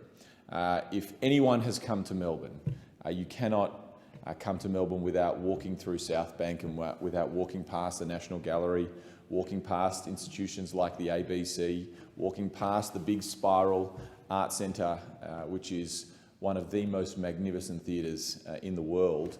They say Australia has the best opera house, with the outside being in Sydney and the inside being in Melbourne, and that's absolutely true when coming and seeing a production in the Arts Centre. You then also have some of the most dynamic and modern theatre companies like the Malthouse Theatre. In our local back streets we have incredible local organisations like Gasworks Arts Park, which is a real mixture between sculpture, theatre, galleries. In St Kilda, one of my favourite local organisations is TheatreWorks. It's a small independent theatre company that is home to some of St Kilda's best local productions. It's a place that really characterises St Kilda. It's just down the road from the Palais Theatre, which is one of the most iconic theatres in Australia, and one where I'm sure many members of our parliament has come and seen everything from comedy shows to some of the world's best acts in St Kilda. So in case you haven't realised, come to McNamara and come to a show and come and experience some of Australia's best art and Australia's best productions. That is absolutely what we have to offer. But it's not just about productions, it's not just about the creative outlets. It's also about jobs. and 1 in 10 people in my electorate work in the creative sector. 1 in 10. It's a significant employer of people, and so it was only fitting that the launch of Revive happened in Macnamara, in St Kilda, in the Gershon Room at the Espy Hotel, another great place which, if you are in Melbourne and you want a night out and perhaps to have a local watering hole, you could pop into the Espy and enjoy yourself. But in the Gershon Room, it is one of the best acoustic rooms and one of the best live music rooms. And that morning, we had the Prime Minister, as well as the Minister for the Arts, come to our iconic Espy, and we had some really incredible artists. We had Deborah Cheetham, who is breathtakingly good. She is an extraordinary artist and singer, and she has helped form a company called Shortback Black Opera, which is one of the first ensembles led by Indigenous Australians to perform opera and classical music, and they are extraordinary, and they often play alongside the Melbourne Symphony Orchestra and other orchestras around the country. We had Josh, who was a didgeridoo player, who again really set the tone in very impressive didge playing. Sarah Holland Batt was performed a poem that she had written, and she was very, very impressive as well. But one of the big highlights, of course, was having Missy Higgins come and play a song for the cultural policy. So it was a great morning, and it was one of the best mornings I've had since winning the election. Because one thing that was clear about the message coming from our creative sector and coming from all of the wonderful institutions that I'm proud to represent was that we needed a change in cultural policy. In fact, we needed a cultural policy, Acting Speaker. That what the sector was desperate for was obviously more funds to support the creation of work, but to take those funds out of government's hands and put them back into independent, industry-led bodies. And that's exactly what we are doing. We are, as government, are not there to pick and choose our favourites. There is no doubt that the RISE funding of the previous government went to some worthwhile organisations, and there were organisations in my electorate that were the beneficiary of it, and I absolutely don't begrudge them for receiving it. But in terms of the way in which we are here to design policy, it was not the right way of designing policy. Industry should be making decisions about what sort of art they should be funding, not government. Right back to when George Brandis took money out of the Australia Council and decided to play favourites with the art sector, we have had a series of coalition governments who, in various forms, were trying to take money out of the Australia Council and put it into projects that they wanted to put it in. And that's wrong. That's not how creative policy should happen, and we are fixing that as part of and one part of this bill. So this legislative reform is a part of a series of legislative reforms that will be there to implement our national cultural policy. We are amending the Australia Council Act, and while many will be familiar with the name the Australia Council, it has had a strong profile in the arts sector and more broadly. But let's go back and go through some of the history of the Australia Council. The Australia Council was the principal Commonwealth arts investment and advisory body since 1975. For nearly half a century, it has been supporting and promoting creative arts practice throughout the country and across all disciplines of the arts. It also provides research and advocacy on issues that affect the sector. For this, it has been recognised nationally and internationally.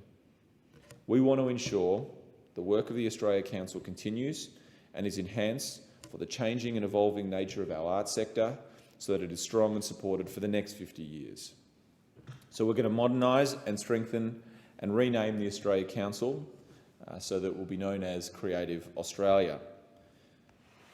Through Creative Australia, the arts sector will benefit through greater strategic oversight and engagement, and this will go alongside a mechanism for funding decisions that will continue to be at arm's length from government and make decisions on the grounds of artistic merit, not decisions based on favourites of the Liberal Party. Our policy also includes the establishment of independent bodies and funds for First Nations arts and culture, contemporary music and for writers, as well as a Centre for Arts and Entertainment Workplaces. This is an important reform and one that recognises that our theatres, our sound recording studios, our TV studios, they must be a safe place for all workers. And having project work means that sometimes you have new workplaces and you're frequently in new workplaces as a creative worker. But that is no excuse for some of the behaviour that we have seen alongside and inside our sector, and we are going to support our artists with a strengthened body that will be there to support them and ensure that they have a safe workplace to work in. As I mentioned in the outset, this is a first in a series of legislative reforms that are there to implement our national cultural policy. And the reason why we have staged this approach is to provide opportunity for consultation to take place in our arts community. However, there are a number of elements that require implementation from 1 July this year, and they are covered in this particular piece of legislation. In addition to giving effect to the name change, this bill will enable the commencement of work on the Centre for the Arts and Entertainment Workplaces, Music Australia, and bring together Creative Partnerships Australia and the Australia Cultural Fund with the Australia Council. Under the name Creative Australia, the role of attracting and recognising public and private sector support for the arts will align with the expertise from within the existing Australia Council to ensure maximum benefit for the arts and for artists. We're also beginning consultation work on quotas for streaming platforms to ensure that regardless of what you turn on your TV, there is going to be Australian content there for our kids and ourselves to enjoy. Through our national cultural policy, we are committed to improving the quality of Commonwealth investment in the arts sector and to strengthen and streamline access to support, including for artists and arts organisations. This is about making sure that government is there to support our artists, that we value the jobs that is created in our creative sector, but we are not there to pick and choose what art gets funded. That is done by industry, and that we are ending the days of governments playing favourites, and we are going back to the days of governments being there to facilitate Australian stories and to empower Australian artists to do their job. We all derive enjoyment from the arts. Great art provokes thought, feelings and emotions. We are captivated and we are entertained. But its impact exists beyond these individual responses. The arts are a way a nation reflects itself and to others. We are richer for having a thriving and vibrant cultural sector. It helps us better understand who we are. It also helps us show ourselves to the world. I look forward to this thriving under the stewardship of Creative Australia. Our reforms will ensure that we have a governance and funding body that meets the expectations of the arts community for another 5 decades. I am privileged to be the representative of an electorate with arts at its absolute heart. Macnamara is one of Australia's premier cultural precincts, and as the federal member of Macnamara, I will continue to advocate to ensure that our workers in the creative sector are supported to do what they do best. Our local community is much more colourful, inclusive and vibrant through our artists, and I am glad that we have prioritised ensuring the arts sector is well governed, well funded and well supported. But most of all, through our national cultural policy, we are demonstrating to the arts that the contribution of the sector is valued. I look forward to seeing what will come, what will be produced, what stories will be told, and what our future of our creative sector has for our wonderful community, and I commend the bill to the House. The question is that the bill be now read a second time, and I call the member for Indi. Thank you, Acting Speaker. Arts and culture Through theatre, music, film, television, visual art and literature tell our stories back to us. They share familiar and unique perspectives. They shape our dreams and our imagination and improve our well-being, our social cohesion, our health, our sense of place and belonging, our sense of pride. They bring people together, especially so in rural and regional Australia. This bill, the Australia Council Amendment, Creative Australia Bill, signals the beginning of a new era for arts and culture in Australia. It amends the Australia Council Act 2013 to allow the Australia Council, the government's principal arts investment development advisory board, to operate under the new name Creative Australia. Creative Australia will, in addition to Australia Council's existing functions, establish a Centre for Arts and Entertainment Workplaces, as well as Music Australia, Writers Australia and the First Nations First Body.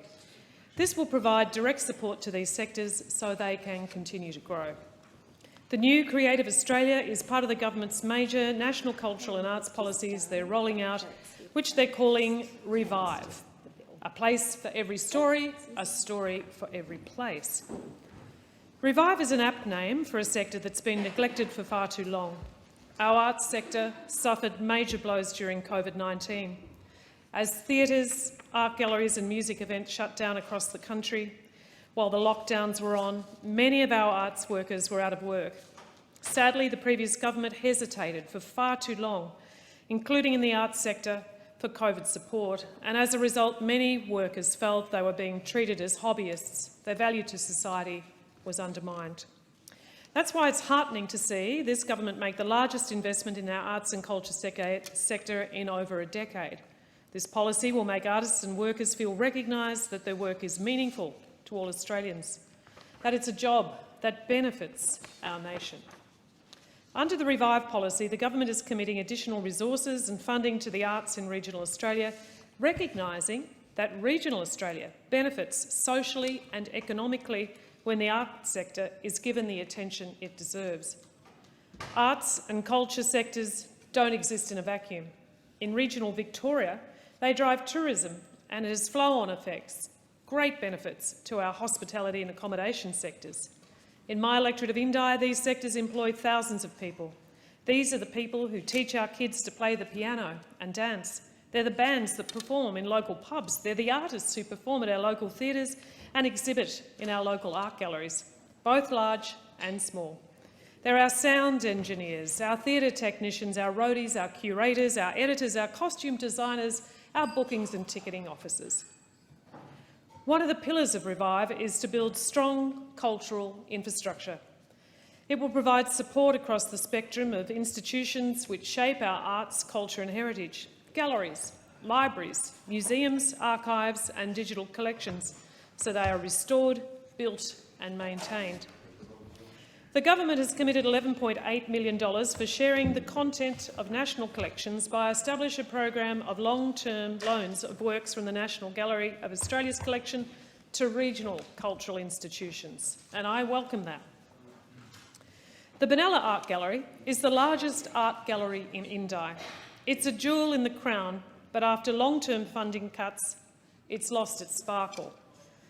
Benalla has a master plan to realise its potential as a world-class regional gallery, but it needs support to realise that dream.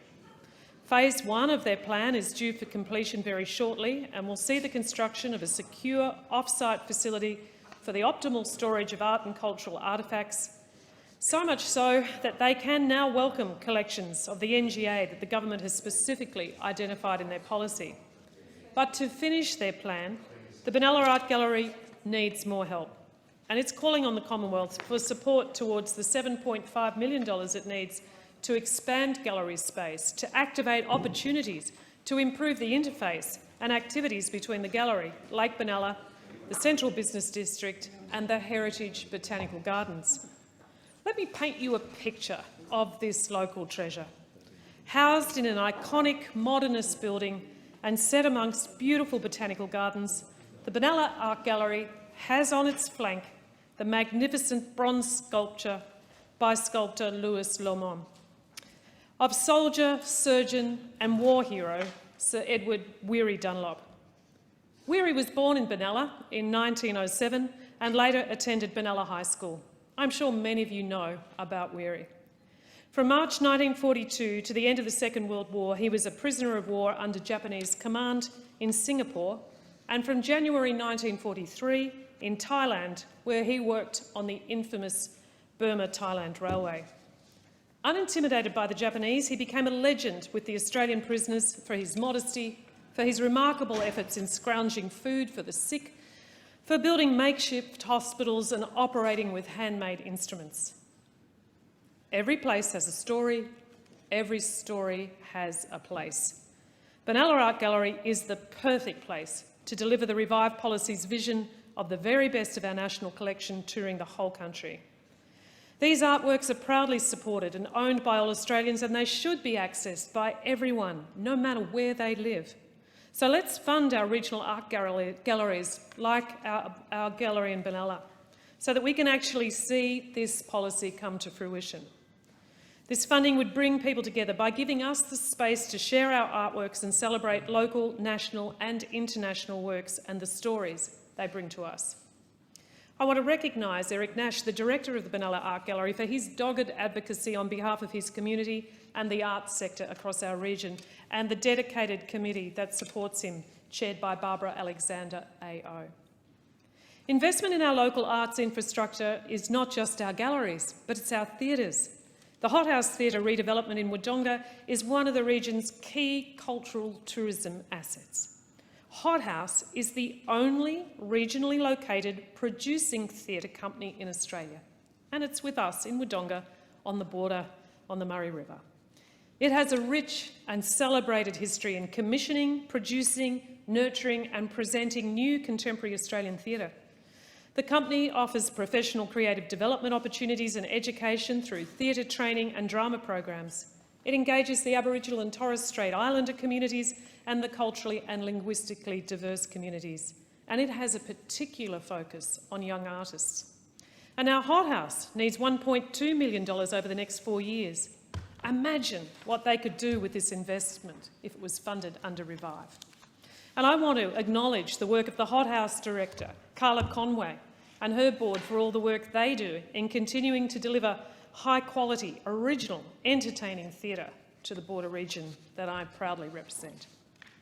Under the Revive policy, the government will increase regional arts funding by $8.5 million.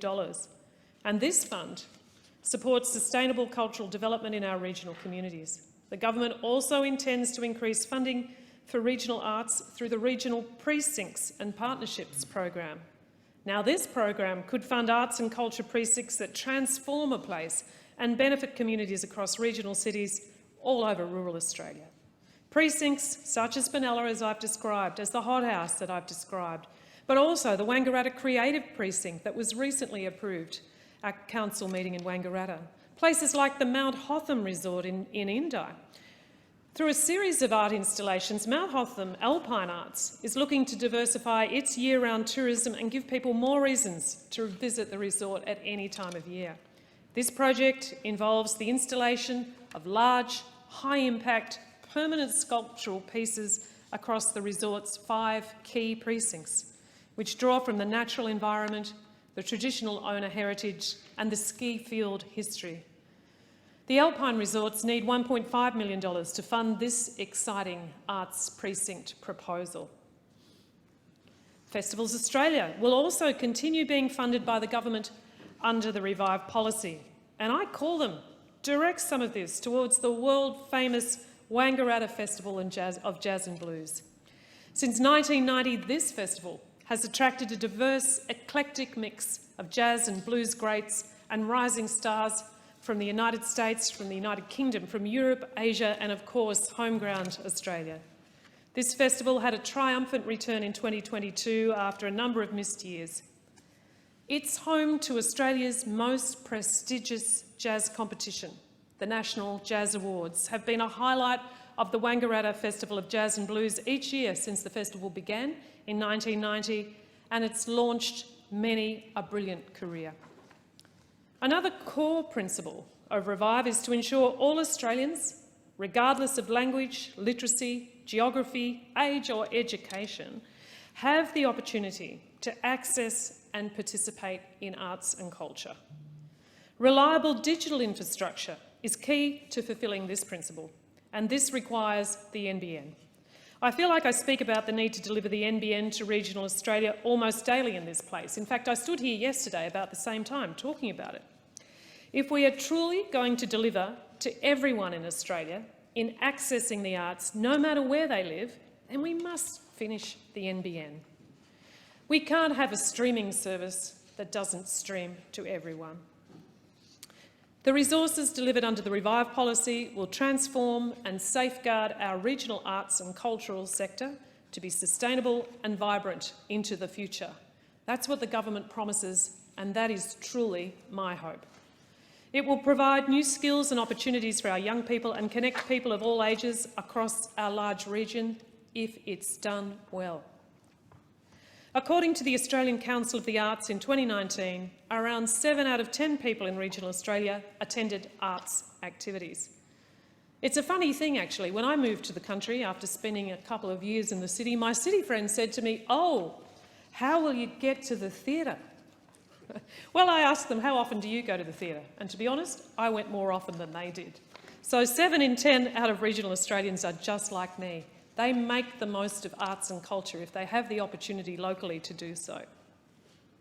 So, a policy that invests in digital and cultural infrastructure, that invests in our festivals and theatres, will continue to foster this participation and all the economic benefits that come with it, if it's done right. So, I once again wish to use this platform to extend a warm invitation to both our Minister for the Arts and to our Special Envoy to the Arts to pencil in a visit to Indi. Perhaps you could come down to the Wangaratta Festival of Jazz and Blues in October. Perhaps you'd like to be there for the National Jazz Awards. We'd love to have you. Come to us, enjoy everything that the Indi artists have to offer. And I thank the member for Indi for their contribution. The question before the House is that this bill be now read a second time, and I give the call to the member for Fremantle. Thank you, Deputy Speaker. I'm very, very glad to speak in support of this bill, and I welcome the timeliness and substance and responsiveness of the Minister for the Arts in his delivery of a new national cultural policy, which was well overdue. This bill is one of the first steps in the implementation of that policy, and the policy is called Revive, and it's appropriately titled, but should be a matter of sober and even in some ways sad reflection that we call it Revive, because it tells you something about where arts and culture and creative industries are at in this country. They are not in a good place, and that's a terrible shame, and it's a loss. It's a loss for all of us. It was lovely hearing the member for Indi talk about all of the various different kinds of art activities and organisations and arts workers in her community, and I think we could all tell that story. And in fact, I think it would be a good thing for people that represent the 151 electorates around the nation to spend some time actually trying to sort of itemise and understand by category the different kinds of organisations, cultural and arts organisations, if they don't already know, because it is unfortunately still an under-regarded part of life in Australia. I think it is part of a kind of an anti-intellectual streak that is perhaps the unfortunate consequence of having a kind of an egalitarian culture where we tend to lean into sports and other kinds of physical endeavour, and there's been a bit of a tendency through our time to think that arts and culture is perhaps not down to earth enough, that it's sort of something that you do as an added extra, that you do as an indulgence, that people do as a matter of personal predilection, rather than arts and culture being actually one of the most important things about being humans, and certainly one of the most important things about human communities in so many ways. And we rush too quickly to try to justify arts and culture and creative industries and their workers economically. And again, that tells us something else about our tendencies, that unless we can find a way of saying this has economic importance, we feel like we can't make a convincing argument as to why it's important more generally. And that's stupid. You know, I think most of us know in our lives that the most important things aren't the things that can be quantified or that have economic value. And you could take health as an example. I mean, it doesn't matter how many assets you have or how much money you have. If you don't have your health, you've got nothing. And equally, if we didn't have all of the rich forms of cultural activity in our lives, what would we have? What would be the point of a material life, or a material life alone, if it wasn't for music and dance and stories, and of course these days film and gaming even. These are the things that really give life meaning, that help us understand our past and look to our future, that connect us, that are intrinsic to our identity, that help us shape the best form of our future selves.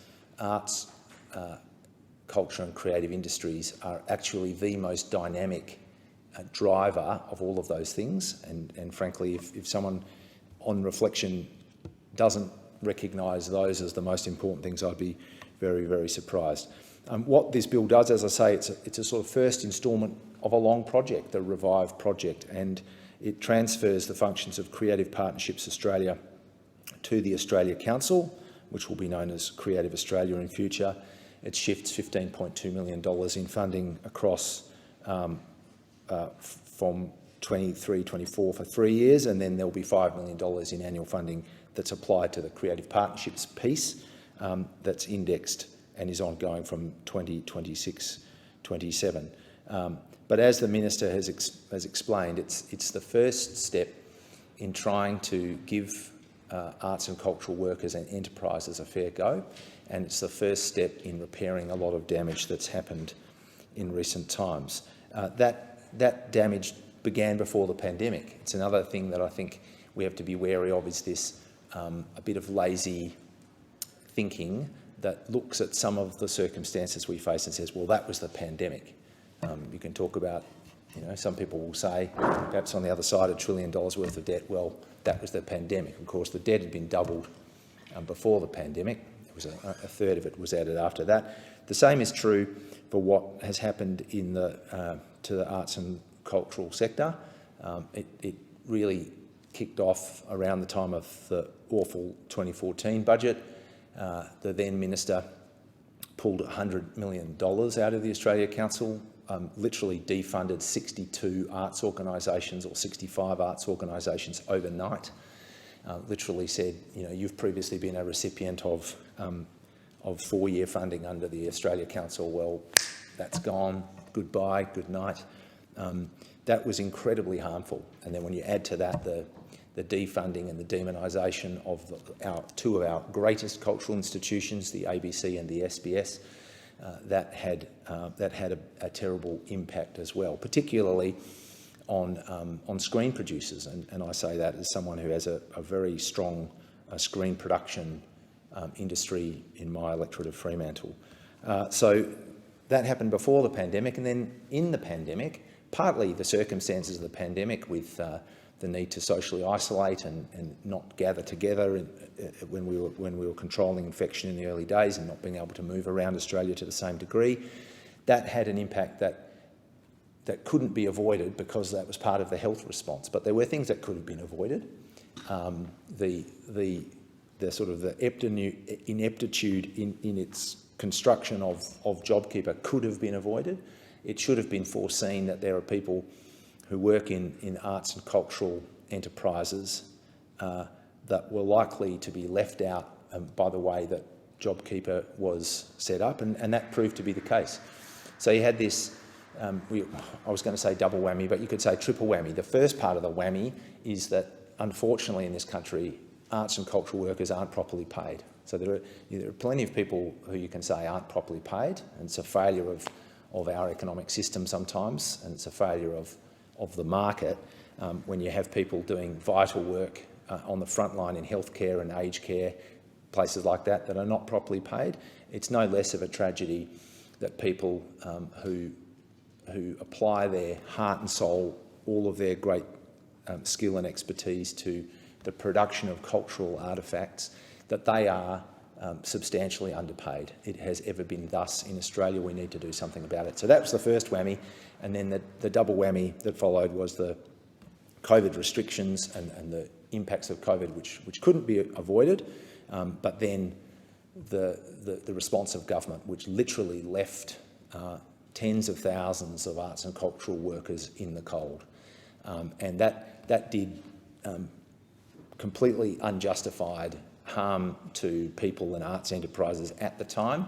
Some of that harm will be lasting because there were people, particularly I'd say younger and mid-career artists, who were essentially forced to say, you know, I'm going to give this up. Like, I've got a gift. I'm a writer. I'm a poet. I'm a dancer. I'm a playwright. I'm a musician.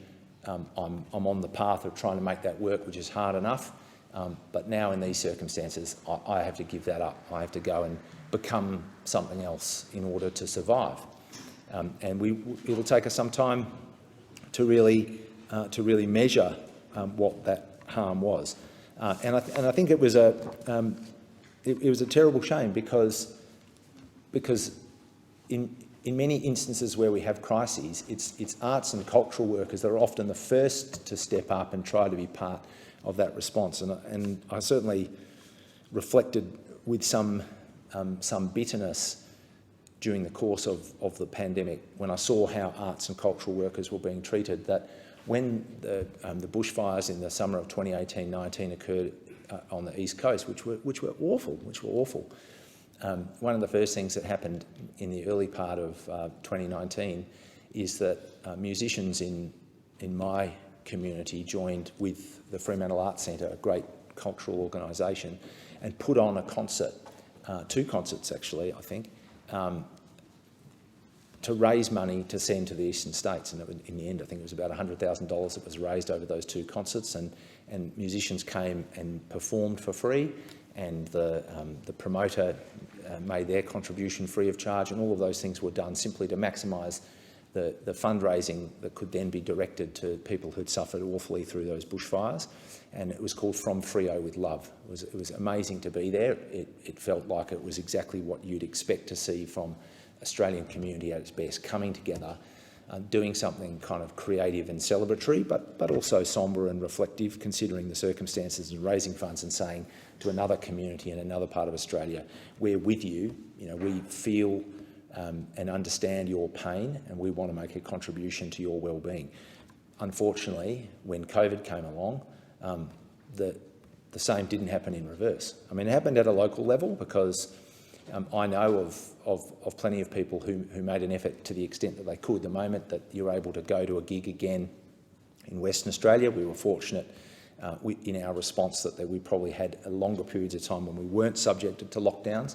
And the moment that it was possible to go out and support live arts and culture, the community did that. And they did it not just to help out arts and cultural workers and enterprises at a time of need, but again, as I said before, because in the experience of the pandemic, it made us realise how important those parts of our lives are. So that's certainly something that I reflect on.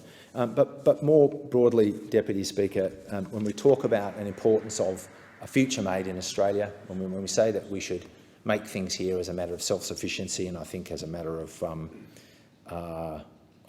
pride in our productive capacity and in the things that are distinctively Australian, of course, making things in Australia has to include making stories and making songs and making dance performances and making screen products, movies and drama and children's television and games and all those things. They should be made in Australia, and not just, as we might say in other areas, as a matter of self-sufficiency, because frankly, there will be some things that we make. It could be a pencil. It's great if we can make pencils in Australia. I dare say we don't make pencils in Australia. Does it really matter if someone makes pencils better and cheaper than us? Probably not. Does it matter if we don't make songs and stories and dance performances and TV drama and children's drama in Australia? Absolutely it does. Absolutely it does, because that is core to who we are, and we cannot protect and enhance and involve our identity and we cannot understand ourselves and our past and shape our future if we don't have strong arts and cultural production in every area. So, in addition to the fact that creativity is king, creativity is, or I should say queen, or gold. I could say creativity is gold. One thing that almost every piece of innovation and every meaningful kind of productivity will have to involve in future is creativity. And the people who are the best at what creativity involves as a human productive process are, of course, artists, and we don't use enough of that. We don't actually say to ourselves in lots of areas of life, let's get creative and let's involve the creatives, and we'd be better off if we did. Needless to say that our arts and cultural and creative industries are critical to innovation. They are also critical to some other areas of economic life in Australia, particularly our two biggest service exports, education and tourism. All of the surveys show that when students in other parts of the world are considering a study destination, one of the things that they look for is the broader cultural experience that they're likely to have. So there's no doubt that when we put our best foot forward artistically and culturally, we do a lot for our international education sector. The same goes for tourism, and it's incredibly significant that we've managed to get to the point where we have 2 service exports in our top 5 export earners or top 6 export earners, and they, again, post-COVID should become stronger in time, and you're not going to make international education stronger or tourism stronger without having a strong arts and cultural sector. So we believe very strongly that Australia should be a place that makes things, as I said, songs, stories, plays, screen drama, documentaries, all kinds of performance, all kinds of visual arts. It's essential to who we are. It is among the best things that we get to experience. The people who produce it are among the most important people in our society. They're not valued enough. We should value them more. We've begun on that path with Revive. There's a lot more to do, but I welcome this bill. And I thank the member for Fremantle. The question is that this bill be now read a second time, and I give the call to the member for Flinders. Thank you, Mr Deputy Speaker. I rise to speak on the Australia Council Amendment Creative Australia Bill 2023, which I will refer to as the Creative Australia Bill. This, I understand, is the first in a series of bills that will implement the government's National Cultural Policy, Revive, announced on 30th of January this year. So I will save the majority of my remarks on the policy itself for a later time. I note only that on first glance it offers nothing, if in fact very little, for the people of Flinders, whose arts and cultural activity remains beyond the remit of the Australia Council, or indeed public funding through Regional Arts Victoria, as we are not considered regional, but for very small civil slivers of the peninsula where our cultural bodies tend not to be resident. The Australia Council is the vehicle by which the government intends to implement the National Cultural Policy. This bill provides for the Australia Council to operate under the name Creative Australia as an interim measure. It is, in that respect, the beginning of a rebranding exercise for the Australia Council for the Arts, which has been known as such since it was established by the Right Honourable Harold Holt, Liberal Prime Minister of Australia, when he rose in this place on 1 November 1967, albeit a bit further down the hill, and he said, "I wish to inform the House of 2 decisions by government and a number of other developments in the field of cultural activities. The government, for some time, has been actively considering ways to increase, at a national level, Commonwealth patronage of the arts without creating a monolithic structure which could inhibit the free play of our cultural interests and enthusiasms at all levels. For some years now, government encouragement for the arts in general has been increasing, and we feel that financial aid properly directed on the best advice is one significant area where the Commonwealth Government can provide material assistance. We need to ensure that we have a system for giving financial assistance which takes full account of the important role played not only by state governments but by municipal elections and a host of professional and amateur organisations throughout the country. With this in mind, the government, in its first decision on cultural activities, has decided to establish an Australian Council for the Arts to be its financial agent and advisor on the performing arts and other activities connected with the arts in general. Thus began the life of the Australia Council for the Arts, which has continued in more or less the same form, under the same name, for over 50 years. I had the great pleasure of serving on the Board of Council for 6 of those years, and I recognise here the remarkable people with whom I served, both on that board and across the Council's leadership, who deserve our gratitude for the dynamic state in which our cultural sector finds itself after the devastation of the COVID-19 pandemic. I particularly recognise Adrian Collette, CEO, Tim Blackwell, Executive Director of Corporate Resources, who worked so closely with Dr Stephen Arnott, Deputy Secretary, Creative Economy and the Arts, whose partnership and tireless work helped to sustain the Australian cultural sector through those dark years. More meaningfully, this bill merges Creative Partnerships Australia with the Australia Council, soon to be Creative Australia. Creative Partnerships Australia was created by the Rudd Labor government under the stewardship of arts enthusiast and former Labor leader of Simon Crean back in 2013. Its establishment followed a thorough review of private sector support for the arts undertaken by Harold Mitchell. At that time, it brought together two independent yet successful bodies focused on arts philanthropy, the Australian Business Arts Foundation and Arts Support. Its inaugural CEO, who remains CEO to this day, is Ms Fiona Menzies, who brought to that role a successful career in arts administration and leadership in arts policy at the national level. Under the leadership of Ms Menzies and a remarkable lineup of directors engaged across arts and culture in Australia, Creative Partnerships has been extremely effective in its task of raising philanthropic support for the arts. In its last financial year, it raised almost $10 million from over 9,000 individual donors. In its first year, it raised less than $1 million. It is worth noting its peak fundraising achievements occurred in a COVID-affected year. The CPA staff are experts in arts fundraising. The sector has benefited enormously from their independence from the government's funding priorities and processes. In addition, they have provided a vital and impartial source of advice to the sector, with local presences in most capital cities. It is proposed that these functions be absorbed by the Australia Council. It's worth noting briefly here that the Council tried its hand at philanthropic activity in the past without resounding success. In my time on the board, a co-investment subcommittee— The member for Flinders will resume their seat. It being 6:30 p.m, the debate is interrupted in accordance with Standing Order 192B. The debate is adjourned and the resumption of the debate will be made in order of the day for the next sitting. The member for Flinders will have leave to continue speaking when the debate is resumed on a future day. I call the clerk. Government business. Order of the day number 1, grievance debate. The question is that grievances be noted, and I give the call to the member for Fowler. Thank you, Deputy Speaker. In 2019, I ran as an independent candidate for the state seat of Cabramatta, which is in the Fowler electorate. One of the issues I discovered during my community consultation was that our local hospital, Fairfield Hospital, had no electricity capacity load. Basically, our hospital didn't have enough electricity to enable Wi-Fi or provide enough power for basic needs such as air conditioning and equipment to assist in the care of patients. I was shocked, to say the least, that our Fairfield Hospital, in one of the neediest electorates with significant disadvantaged population, seemed to function like one in a third world country. So I campaigned on the issue passionately. 12 months or so later, at our council Lunar New Year festival, a couple of young women approached me on the street and thanked me for advocating on the electricity issue. They said, "You don't know the difference you've made. We work in the basement of the hospital to treat patients, and we can't treat them as it's too hot and we don't have air conditioning. But it looks like now it will." With those words, they disappeared into the crowd as our community continues to celebrate the Lunar New Year.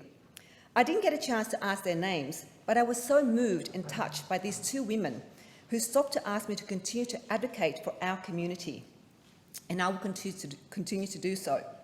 Fairfield Hospital is a critical institution for most people in my electorate.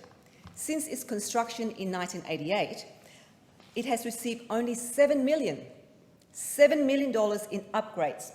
Compare this to nearby hospitals. Liverpool Hospital, $1.4 billion in funding, Bankstown, $1.3 billion in funding, Blacktown, $700 million in funding, and Ryde, nearly $480 million. Rouse Hill Hospital has been promised $700 million by the New South Wales opposition leader Chris Minns and $300 million by the Perrottet government for the upcoming March election. For many politicians, I'm sure hospital funding is a great way to win votes in marginal seats. But for me, hospital funding means providing my constituent with the basic health care that every Australian is entitled to. Why has Fairfield Hospital become the forgotten hospital? Why are we constantly being underfunded and under-resourced? Why is our people in community being treated less than those in the vicinity of the above hospitals? We pay taxes like everyone else. Why are we constantly forgotten or just left with the crumbs? This lack of funding and resources has a profound human impact. A local carpenter from Abbotsbury shared his story on how he injured his hand on a circular saw at work. He drove to Fairfield Hospital, where he was given a paracetamol for pain.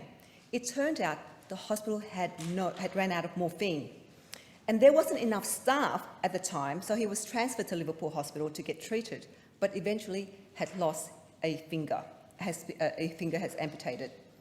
An elderly gentleman went to Fairfield Hospital to be treated for his liver, but the hospital didn't have a radiologist after 5 p.m. on weekdays and none on weekends. The CT scans would need to be sent to a private company who sent their results overseas to be read by doctors, as they do not have a radiologist on site after hours. His daughter said they were grateful for the nursing staff and doctors at the hospital who were able to see her father straight away, but had to wait 3 days before being transferred to Liverpool Hospital. And while she waited with her dad for the transfer, she looked outside the window to see a queue of people lining up outside the demountable hand clinic in the heat. She saw a gentleman just laying on the grass, clearly trying to make himself comfortable, for a line that has barely moved for hours. The hand clinic is supposed to service the largest number of hand patients in the Southern Hemisphere, and yet it operates out of a demountable. We are a first world country, and yet here we are providing third world services to our community. It's stories like these that makes me feel like our community has been unfairly treated and targeted and treated like second-class citizens by the establishments. That lack of funding, though, does not mean a lack of commitment on behalf of the doctors, nurses, staff or volunteers at Fairfield Hospital. Sami Sayed, a local resident who, at 80 years of age, is a volunteer there for a very long time. She's an example of a strong community spirit we have in Fowler. She volunteers to support people who might have problems navigating the hospital system. She says that when she sees patients take out their frustrations about excessive wait times on hospital staff, especially nurses at the hospital, she reminds them to be grateful to be living in Australia, a country with a reputation for excellent health care. Yes, the system is strained, but it is the government of the day that we must hold to account for the lack of resources our health system currently faces, and not the people working in the system who are trying to help us, especially under pressure. We elect our government to govern for all. We elect our government to make responsible decisions that will ensure our people and citizens have equitable and deserves access to quality care. I'm very proud to say that the upgrades on the electricity loading will be completed in the next month or so, and that's almost 4 years ago to this month since my campaign in 2019. I want to thank the CEO of the South West Area Health District, Amanda Larkin, and Fairfield Hospital General Manager Paul Crowe for their commitment to our hospital. I also want to acknowledge the work of other hospitals in my electorate, Liverpool Hospital. They have seen major upgrades and deliver incredible services with first-class facilities. But while this is good news, the pandemic showed why this disproportionate funding was ultimately detrimental. Fairfield Hospital still has some of the highest emergency department admissions in New South Wales, and on top of that, the fourth highest increase of patients who left without getting treatment in the September 2022 quarter. This is due to a number of factors which came to light after many community consultations with local health professionals in Fairfield Hospital.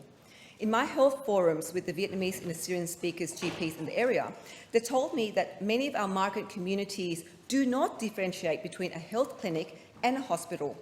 With one of the highest non-English speaking populations in the country, it's important that electorates like Fowler have community outreach programs to inform them on where they need to go if they have a health issue. Lack of bulk billing and GP shortages is causing a flow-on effect on emergency departments. Patients are having to wait weeks to get a GP appointment. If they get sick or if their conditions worsens, their best bet for immediate care is the ED. Therefore, to fix the hospital system, we must also look at reforming Medicare and we need to ensure this overall provides equal access to healthcare. The price you pay for your doctor should not determine your level of healthcare. Together with Mayor Frank Carbone and my Fairfield Council's colleagues, we have been pushing for state and federal funding for a multicultural health and wellness centre. This will ensure that multicultural health services can be provided to patients. Ultimately, this will take the pressure off the GPs and hospitals and offer community support for those from non-English speaking backgrounds. I understand the federal and state governments have jointly announced a rollout of urgent care clinics across Australia. So if you won't fund our hospital, give us at least one of these urgent care clinics in Fowler, for goodness sake. This will take the pressure off the emergency departments and ultimately ease the burden on our GPs and staff as well. Healthcare is a basic human right to every single Australian. Now, many in this House will say that hospitals are state-funded and is a state matter, but healthcare is not just a matter for one level of government. I acknowledge that the New South Wales opposition leader, Chris Minns, recently announced a pledge $150 million to Fairfield Hospital over 3 years. But I'll wait and see what he will actually deliver on his commitment or not, as compared to the $700,000 to Rouse Hill. And in the last federal election, there was a $200 million pledge by the Albanese government to the Flinders Medical Centre, which looks set to go ahead. So this just shows that if any government, state or federal, wants to fund hospitals, they will. So today in this House of the people, I ask the government, federal and state, both sides of the major parties, to really look hard at what their objectives are being elected to government for the country and state. Be bold, make decisions and develop policies that will ensure every Australian can equitably access healthcare and services. Thank you, Deputy Speaker. I thank the member for Fowler. The question before the House is that grievances be noted, and I give the call to the member for Tangney. Thank you, Deputy Speaker. In the last few weeks, I have been so proud to host a number of ministers in my electorate of Tangney. We had a shared roundtable discussion with the member for Swan about the early years strategy with Minister Rishoff and Minister Ellie. We visited the Bull Creek Ruffle with Deputy Prime Minister Miles and Minister Butler to see the work by volunteer veterans in the Aviation Museum. Minister Butler also visited a local pharmacist in Willetton and a medical centre alongside my state colleague, the member for Riverton, as he was previously a GP himself. We had Minister Keogh talk about our election commitment that benefit our Kaut communities at the Perth Hindu Temple. Minister Shorten visited our local Service Australia Centre in Kennington to say hello and to thank the team for what they do. And I had an industrial roundtable and a visit at Murdoch University with Minister Husick to talk about the community STEM engagement grants. I spoke fondly of when the Prime Minister came to Tangney during the last sitting weeks and reflect on that time with great joy. This is because important for ministerial visit is not lost on the WA team. Even right now, the 3 hours time difference due to daylight savings from Perth is an adjustment. So what did we do during these visits? During the early years strategy roundtable with the member for Swan, Minister Rishoff and Minister Ali, we had an open forum and discussion with representatives from the early years sector. The strategy is being developed to shape our vision for the future of Australian children and their family. The early years are so important for children's development and later outcome in life. And for me, it is so crucial, so critical to ensure that their foundations, when they are young, are strong. Our government strategy will support better outcome for young children in Australia and their family. We heard from many representatives about their experiences and contributions moving forward to shape this strategy. It was good to see that we have so many passionate educators and leaders in this industry that want to see our next generation thrive. The feedback that my team in Tangney have received from the representative in our electorates reflected well on the proactiveness by this government in this space. I look forward to more opportunity to learn and develop our ability to help our future talents. Deputy Prime Minister Miles came to visit the Bull Creek RAFO to see our local aviation heritage museum. It was amazing to showcase what the veteran community at RAFO do. They were very pleased that Deputy Prime Minister Miles was able to visit and see the work the Veterans Volunteer Group have done in wonderfully curating and preserving our aviation history, most of which was used in the military. For me, I cannot help but feel a great sense of gratitude for the dedication and service of our veterans. These brave individuals have tremendous sacrifice to defend our nation's freedom and security, and their commitment to our country is a testament to the very best of Australia. The visit to the Aviation Heritage Museum was a reminder of the important role that our military play in protecting our nation.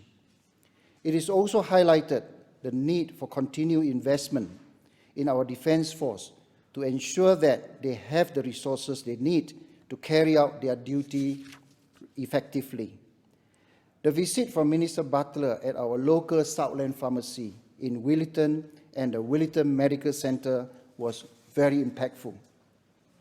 The WA State member for Riverton, have previously been a GP, was also able to shed light in this space based on his experiences and accompany us in this visit. Sharing the accomplishments by this government regarding the change of the PBS medicines is something I'm so proud of. For someone taking one medication a month, they could save as much as $150 every year, or for 2 or 3 medications, as much as $300 to $450 a year. This government has committed and delivered the promise to make medicine more affordable. Minister Butler also managed to speak to my first GP, Dr. Kulendra, when we visited Willetton Medical Centre. He was my first family doctor that helped my daughter through her battle with cancer. It was an honor to have him meet the minister. For myself, it was very heartwarming for me to be able to say that I'm a part of the team in government doing more to support the health and well-being of everyday Australians. Minister Keoth and I attended the Perth Hindu Temple to discuss funding and election commitment delivery. I'm so happy I have a local minister that is equally committed as I am to the local community. I also want to extend my personal thanks to him and his team in recent weeks for their guidance and support for mine. I'm so grateful. Minister Shorten saw how wonderfully Richard and his team at Kennington Central Link were in making sure that our community is looked after. One of the team, Delani, had her eighth year working anniversary when we visited. It was an honor to be there to celebrate that occasion with her, with the minister present. It is important that regardless of what you do for work, that it is not forgotten and thanks by those that are at the top. I know that Minister Shorten's visit will not be forgotten by the team at any time soon. Minister Husic was able to see some of the Tangney contribution to industry and science from both a business and student perspective. Tangney has more than 17,000 businesses that have the ability to really thrive under our Labour government. Minister Husic was able to connect with some representatives of industry within my electorate to discuss ways to promote innovation, research, and business enterprise in assisting businesses, as well as for new tech startup in the state of Western Australia. It was also an honor to have shared this opportunity with the local and state government colleagues.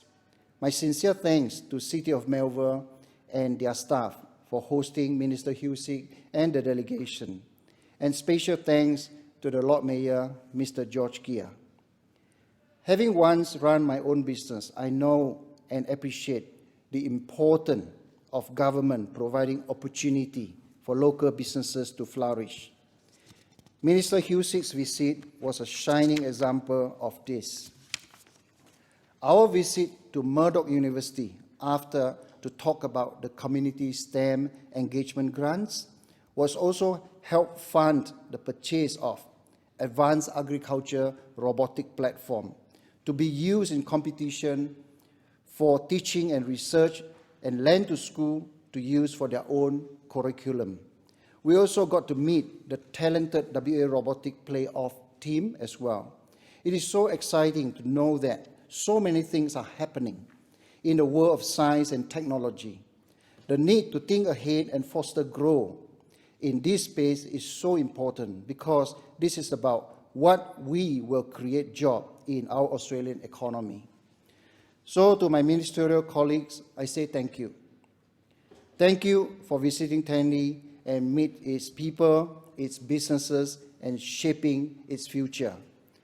I look forward to hosting any of you who come to my electorate soon. Thank you.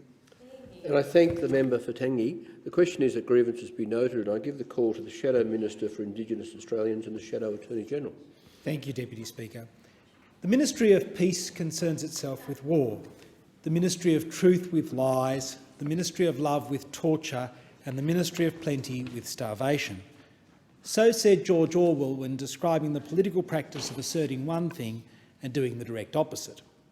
For most of us, the writings of George Orwell serve as a warning. For some in the government, they act as a playbook. On the 16th of December 2022, the Attorney-General issued a press release entitled "Albanese Government to Abolish Administrative Appeals Tribunal." It was a media release so partisan that the Attorney-General's department has not put it on their website. Indeed, the only place it appears is on the Attorney-General's Mark Dreyfus MP personal website. Now think about that for a minute. Here is a major decision to gut a major legal institution, a purge without precedent in our history, a decision that will potentially have flow-on effects affecting tens of thousands of cases.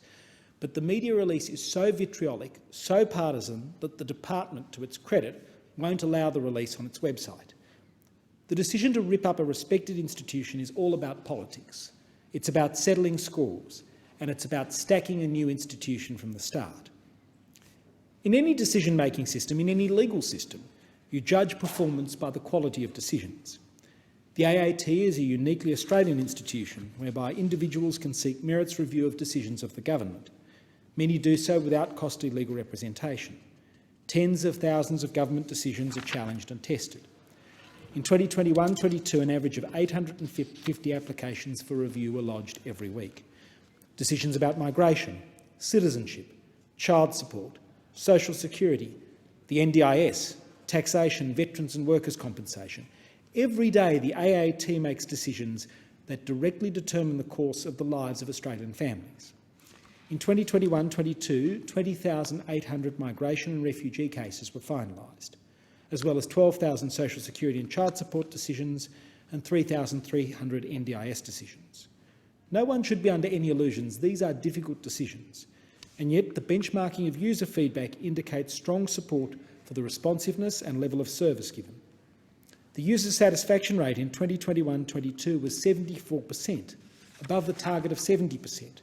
Now keep in mind there are many cases when participants will be dissatisfied with the final result, and yet satisfaction of their treatment by the tribunal was high. The tribunal outperformed its target. As well, decisions must be robust. The AAT takes great pressure off the courts. The best test of this is the rate of successful appeals. The AAT's benchmark it sets itself is fewer than 5% successful appeals on appellable decisions. In 2021-22, the result was 1.9% and well under target. The AAT has also worked to lift confidence in decision-making by the publication of key decisions. In 2021-22, a target of 5,000 published decisions was set, and this was exceeded with over 5,400 decisions published in 21-22. On the key measure of performance, the AAT was meeting the mark. You judge a system on how it's performing.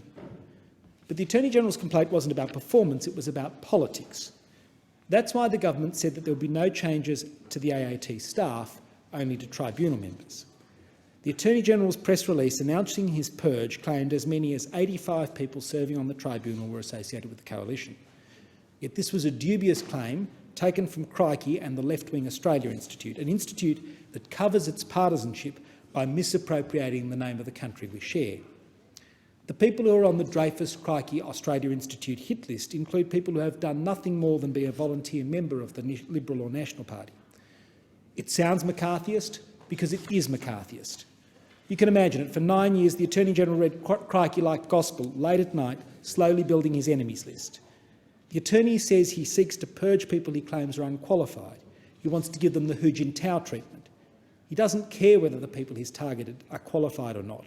What he really wants is a supine tribunal that will rubber stamp the decisions of his government. The Attorney seeks to purge people who are qualified, who believe in public service but who do not meet the Attorney's Labor loyalty test, a test that the Australian Public Service would rightly consider illegal. So let's look at the statutory qualifications for appointment to the Administrative Appeals Tribunal. They're either being enrolled as a legal practitioner for at least 5 years or having special knowledge or skills relevant to their duties. Among the people the Attorney-General wants to purge are people with master's degrees from Ivy League and Oxbridge universities, people with doctorates in law, people with first-class honours degrees and at least 2 university medalists. They include senior decorated military officers and others who've served in the Australian Defence Force, senior public servants, academics, barristers, partners in law firms and police officers with decades of experience.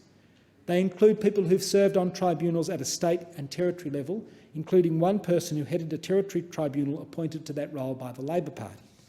They include public servants who headed departments and agencies, including public servants who've actually received the Public Service Medal for their work as a public servant. They include a former Deputy Registrar of a State Supreme Court, a former Sex Discrimination Commissioner, the Chair of the Accounting Standards Board and the Editor of the Legal Service on Practice and Procedure for one of the state tribunals. And this is by no means an exhaustive list of their qualifications. And while the Attorney-General's list does involve people who've served in this place and in the Senate, in state and territory parliaments and as advisors, that should not in and of itself exclude a person from appointment. In fact, when the Coalition was in government, we appointed several former Labor parliamentarians who were qualified to the tribunal. The Attorney is now purging these people and replacing them with up to 150 new tribunal members.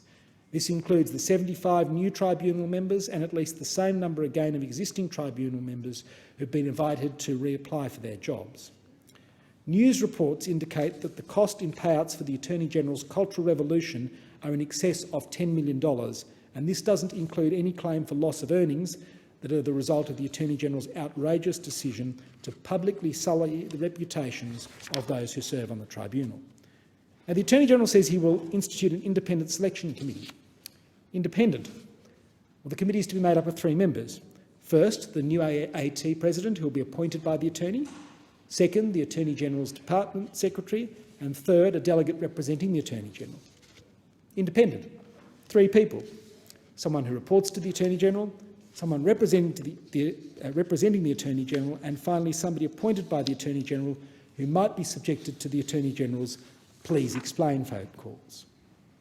And that's important because it leads us to the appalling treatment of former AAT President Justice Fiona Maher. We know from news reports that the Attorney called her on the 12th of November after Justice Maher put out a statement detailing the progress the tribunal had been making since her appointment. Justice Maher commenced as President just 8 months earlier. The call from the Attorney, according to the Financial Review, was a please explain call. We know that within weeks Justice Maher had resigned and silently moved to the Federal Court. We don't know the full circumstances of that call, but we do know that the statement from Justice Maher has been scrubbed from the AAT website.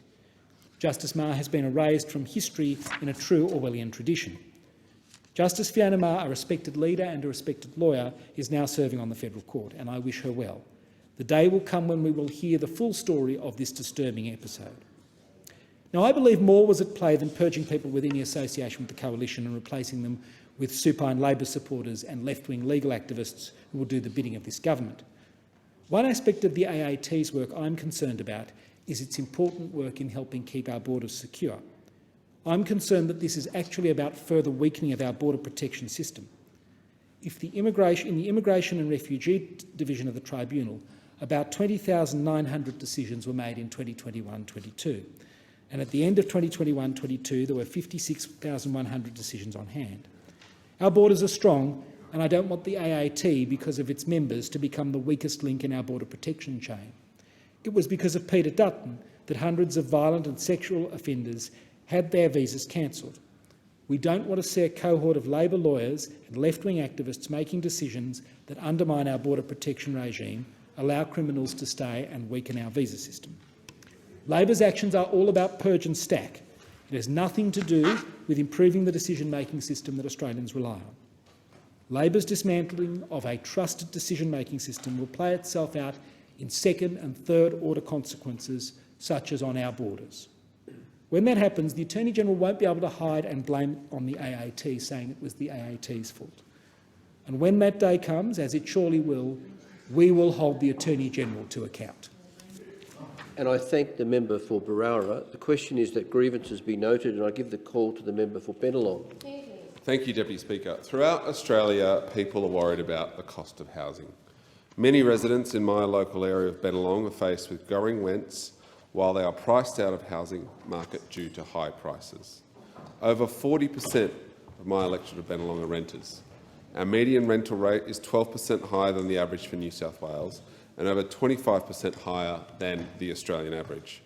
Almost 35% of those renting in our community are paying more than 30% of their household income towards their weekly rent.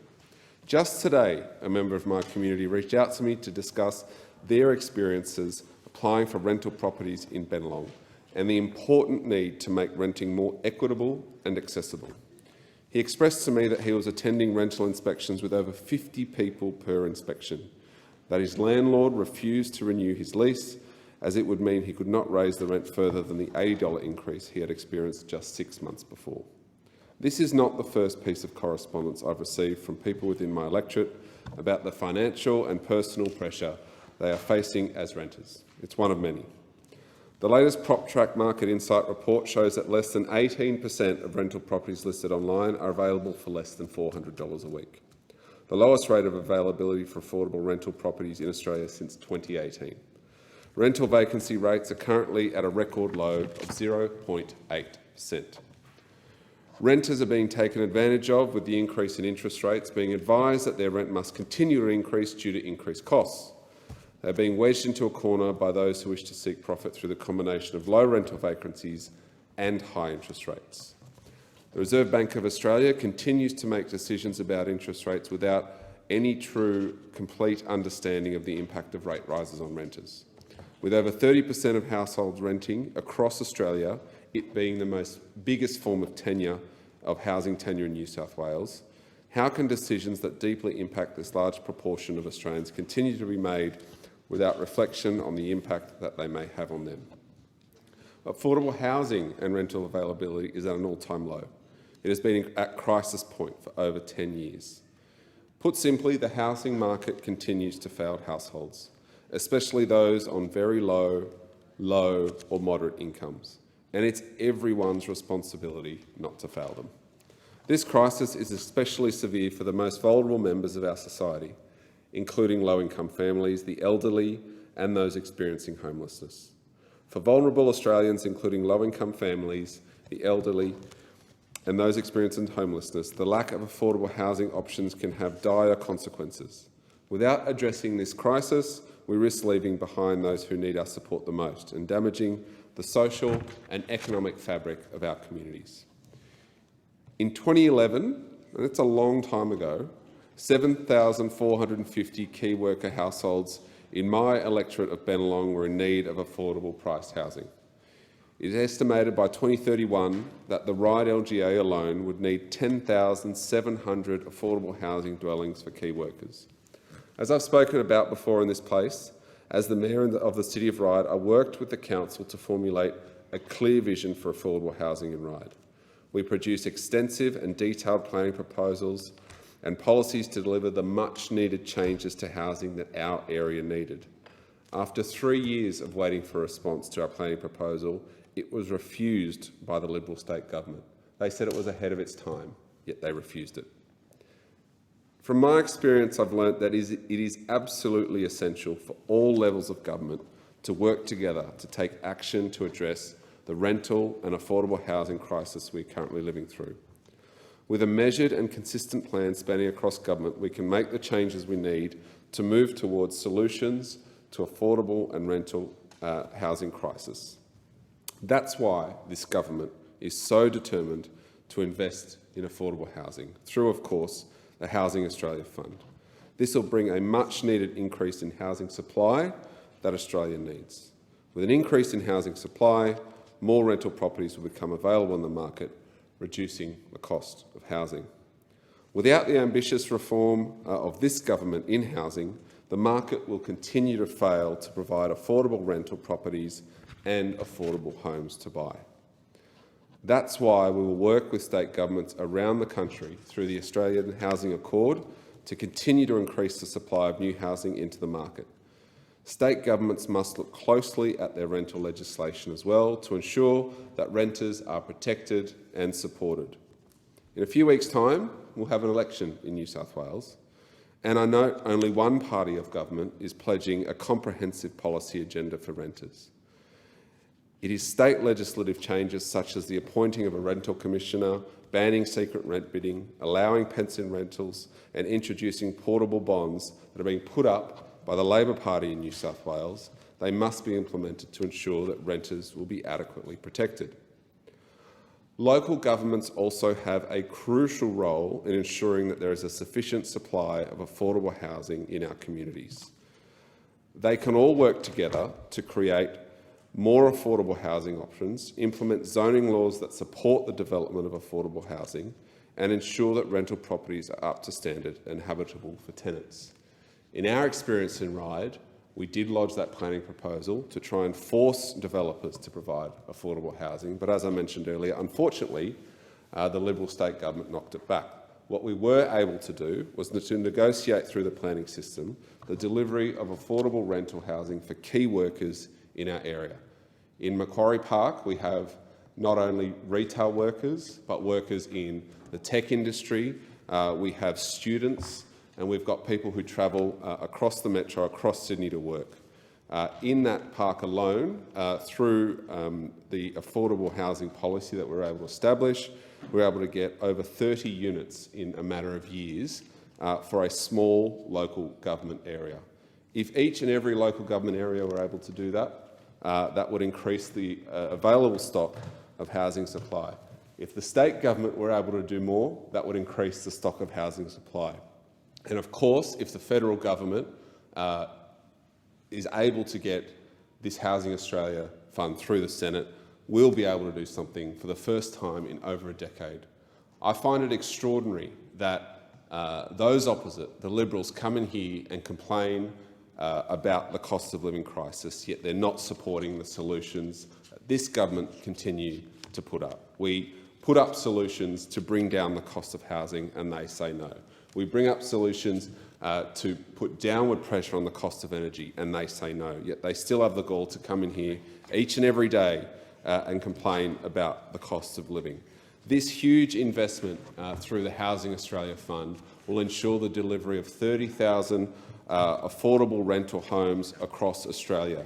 And we know from talking throughout our communities that it is absolutely essential that this piece of legislation makes its way through the Senate. Every housing provider that I'm aware of is supportive of this package. They're supportive that we have a federal government that is willing to help with state and local governments to tackle the cost of housing and to do something about affordable rental. We know that communities are more vibrant, are more diverse when there is an affordable housing mix. We need, particularly in seats like Bennelong, where we have huge economies in Macquarie Park that need workers that live close to home.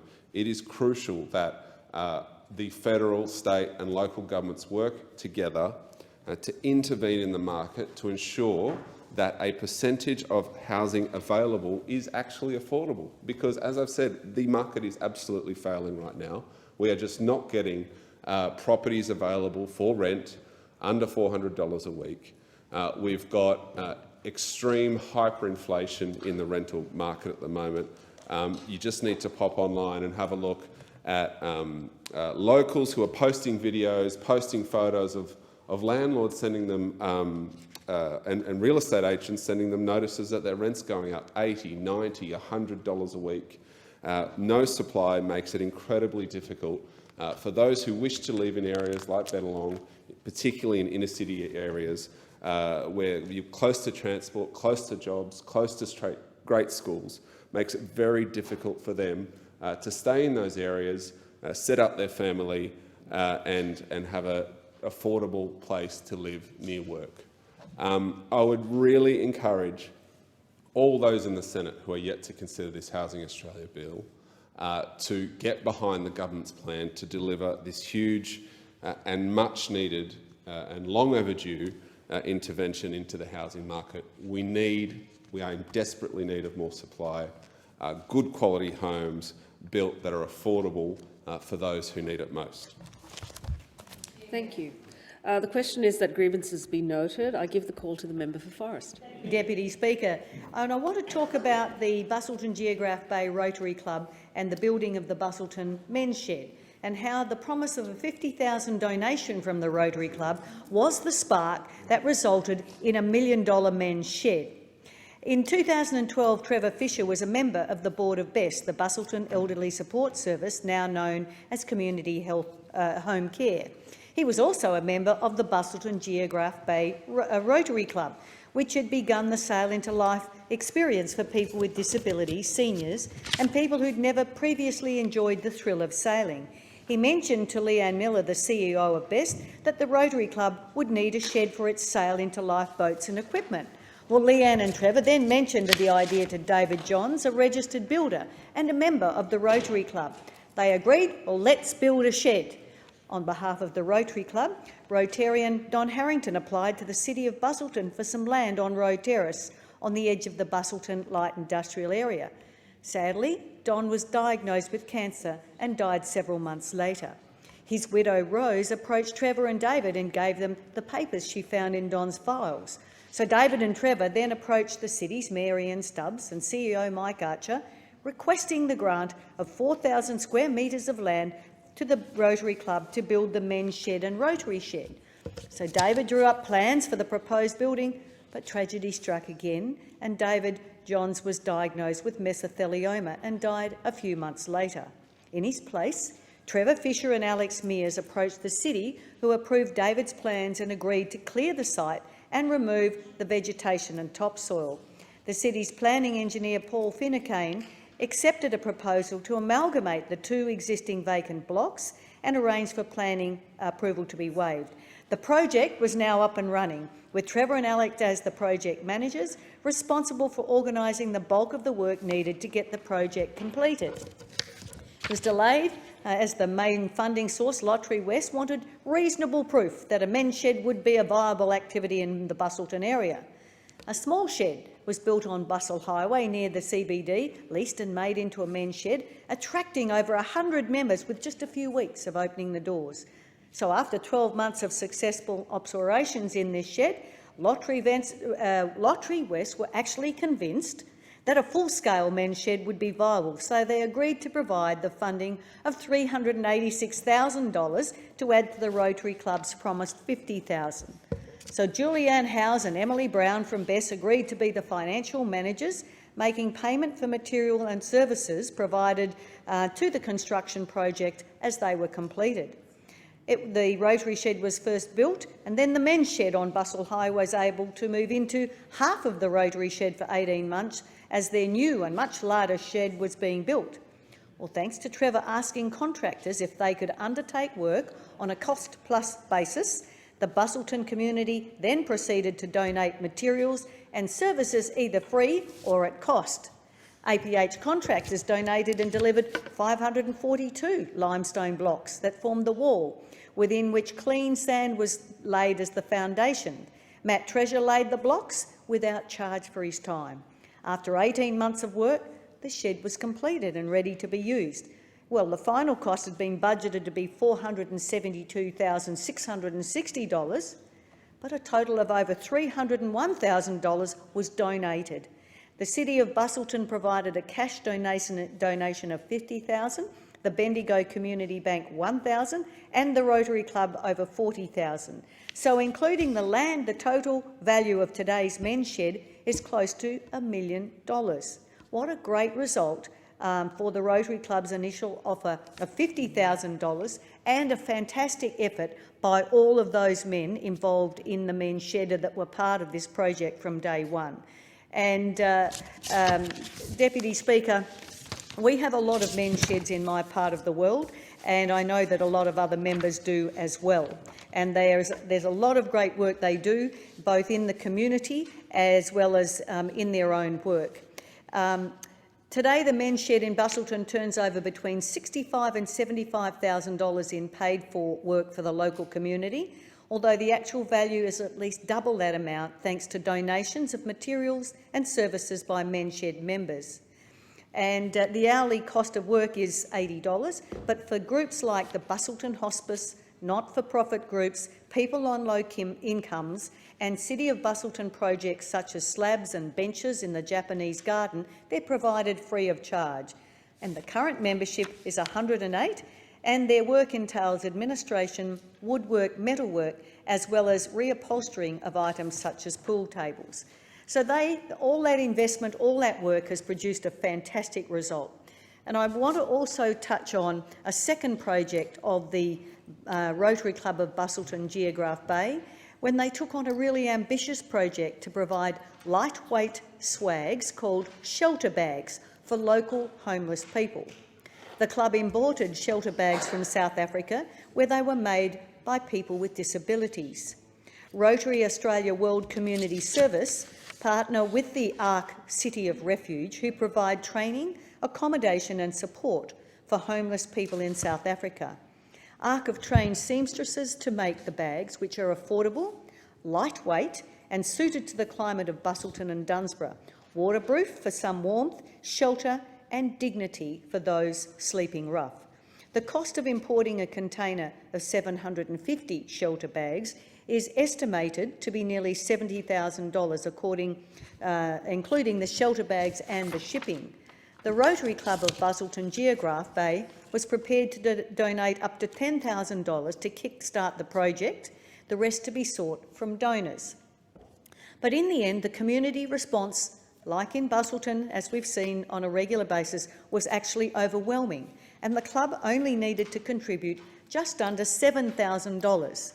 The community contributions towards the project included a $20,000 grant from the City of Busselton, $10,000 from the Dunsborough Lions Club, contributions from Rotary Clubs of Kenwick and Wild Catcham, and $5,000 from Shelter Brewery and Rio Tinto. Other contributors included St Mary's Anglican Church, the Margaret River Busselton Tourism Association, the Geograph Bay Yacht Club, and private donations from Rose Harrington, Kevin Dodson, Nolene Hartley, Peter Saunders, amongst many others. And I was at a meeting where the Rotary Club was talking about the bags that they'd already distributed. And they expected a particular demographic of people to seek these bags, but they were incredibly surprised at those who actually needed them, who came forward to receive them. So this is a fantastic project. And in finishing, Deputy Speaker, I want to briefly touch on the fabulous Busselton Health Study, started in 1966.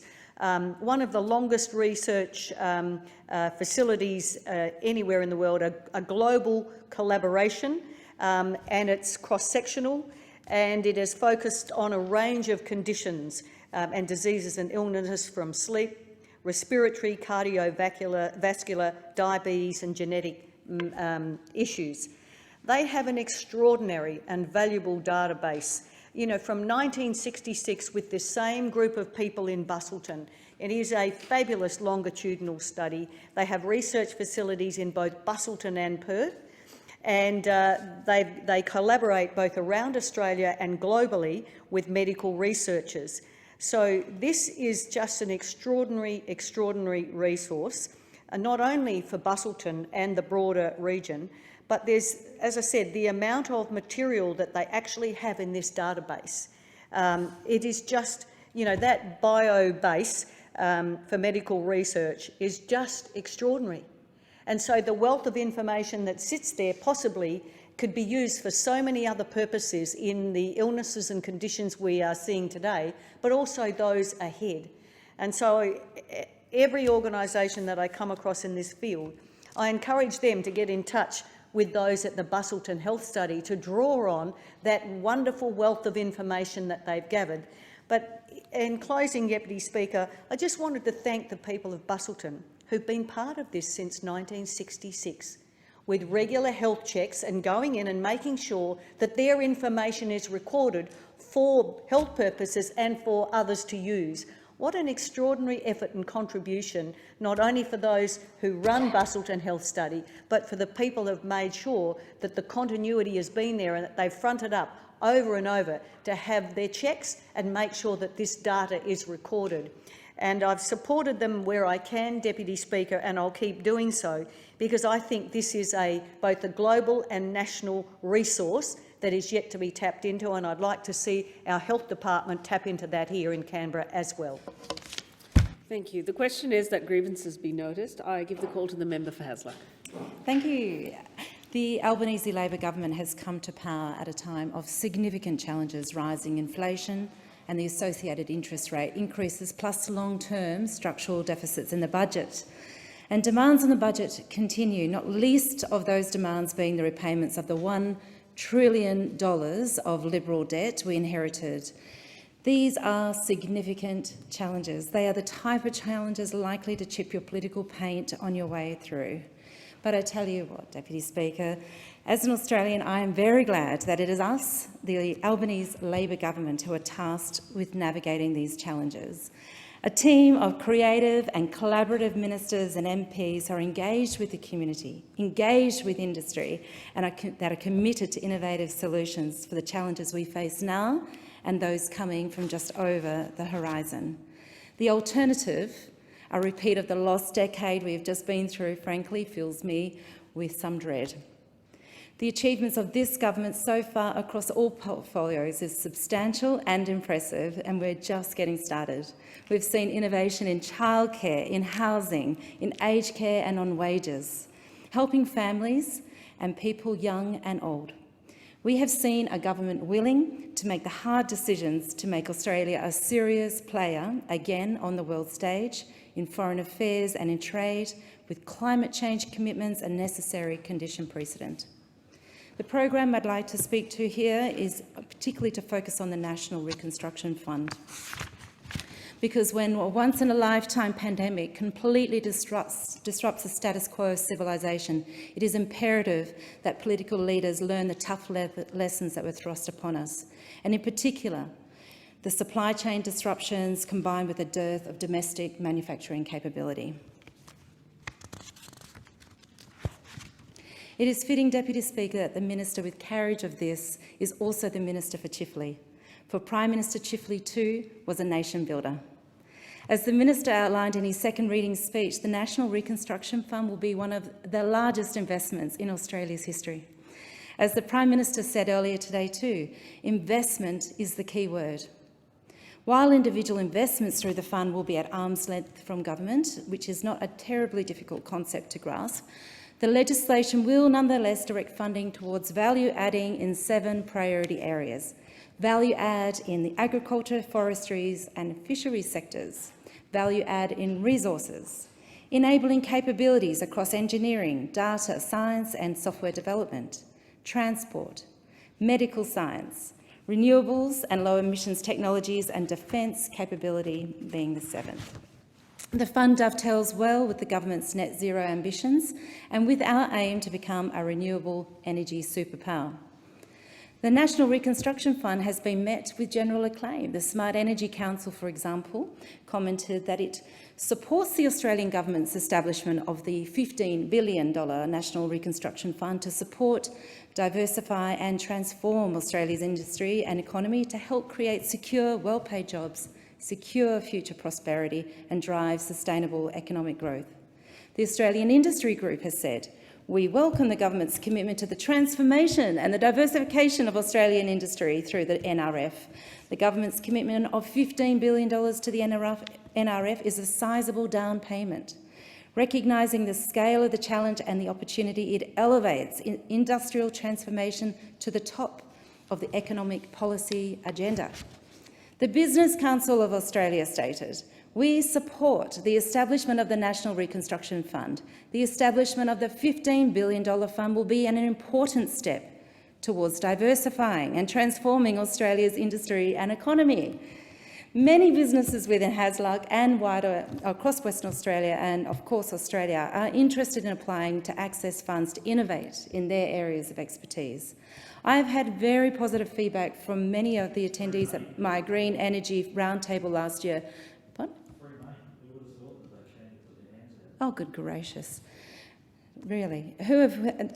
The attendees at the Green Energy Roundtable that I hosted last year, the industry players that are putting significant funds on the table, need the confidence that the government has clarity and the targets and the goals, which have to actually be backed in to de-risk some of these ventures, which might be a little hard for you to comprehend. Are new ventures. We can either be on the back step or we can be on the front step and actually get on the global stage and be the world economic global leader that we can be.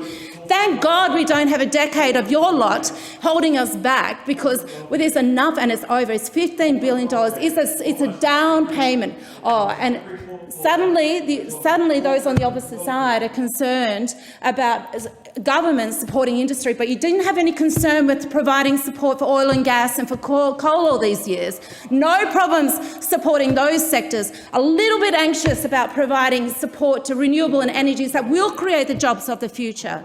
It's absolutely extraordinary. Absolutely extraordinary. And you're having a problem with the Inflation Reduction Act as well? Extraordinary that you'd want us to leave us behind. Stay back in your dinosaur age, and God forbid we should ever have you guys elected in this parliament ever again. Disgraceful. But I'm happy to say you are absolutely in the minority, as evidenced by the members of this parliament. You are absolutely in the minority. Western Australia sent you a very clear message. I'd suggest you take heed of it if you want to be relevant to the Australian population ever again. Back to my constituents who actually matter, Midland Brick. Had a fabulous visit with them, with the parent company BGC. They've been a staple in the WA manufacturing sector for over 75 years. They were absolutely thrilled that the government has finally got clear targets and clear guidance as to where the investment dollars need to flow. So an absolute commitment from them, not for a target to one of the highest carbon emission industries. They are prepared to set a target. You are cautioned. BGC is an example of a high-emitting sector with concrete, with bricks. They are not setting a target to reduce to net zero by 2050. Guess when they want to set it by? 2040. 2040. Put that in your pipe and smoke it. This is a company that operates in a high-emissions technology area. They are preparing to set to 2040. They have embraced the necessity of innovation. They are planning to reach the climate goal through a variety of changes across their business. They are looking, brace yourself for it, to potentially even set up in Collie with a green energy to manage their kilns. Can you imagine that? Will you support that? Will you actually get in behind that and the jobs that it will create? Or are you going to be a naysayer to that prospect as well? Reject the future for jobs. Reject the opportunity to actually reduce carbon emissions. Unbelievable that you would turn down industry that are demonstrating putting their money on the table to move this forward. It's an example of both of what can be achieved, and is a great example. Stop interjecting, please. Great example of a company willing to look ahead and to plot a productive and a profitable path into the future. It reminds us just how important it is to get ahead in the curve in this area, whether you're a company or in government, which thankfully we don't have to worry about that, because for 10 years you kept with climate change denial, avoiding the necessary investments to address it. My word, how things have changed. Compare that with the actions of this government in a period of higher inflation to start to invest in the future of this economy in a way that actually assists people sitting around their kitchen table trying to make ends meet. In the budget in October, Treasurer Chalmers stated that the significantly higher receipts from higher than expected resource prices will be applied to paying down that debt, that Liberal debt. It's a prudent move. It's a great idea. From time to time, it is necessary for a government to take on debt, and this is done hopefully for a good reason. And if we cast our minds back to 2008 and the global financial crisis, the Labor government then knew that a significant government stimulus was a useful way to ensuring Australian businesses and the economy generally stayed well. Our actions at the time did draw applause from across the world, and it was a useful and targeted fiscal action taken in a timely manner and in a way that had lasting effects.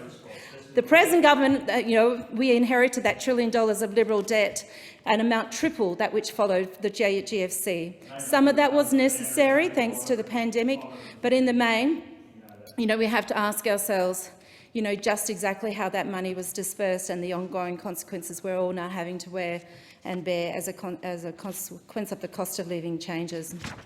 So when we were faced with the National Reconstruction Fund being proposed in the government, we have to look exactly who voted yes, who voted no. An investment in the future of this country at a time when we face the imperative of transforming our economy in the ground up in the face of climate change. Where were those opposite? They were nowhere to be seen. Where was the Albanese Labor government? We were here, we were present, we said yes, and Australia thankfully will benefit from our leadership. Very well said. Excellent. Thank you.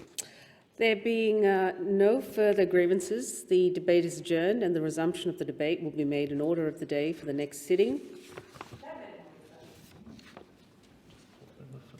I'll call the member for Parramatta. I move that the Federation Chamber do now adjourn. Is there a seconder? I second the motion. Okay, the question is that the motion be agreed to. All those of that opinion say aye. To the contrary, say no. The Federation Chamber stands adjourned until 9:30 a.m. tomorrow.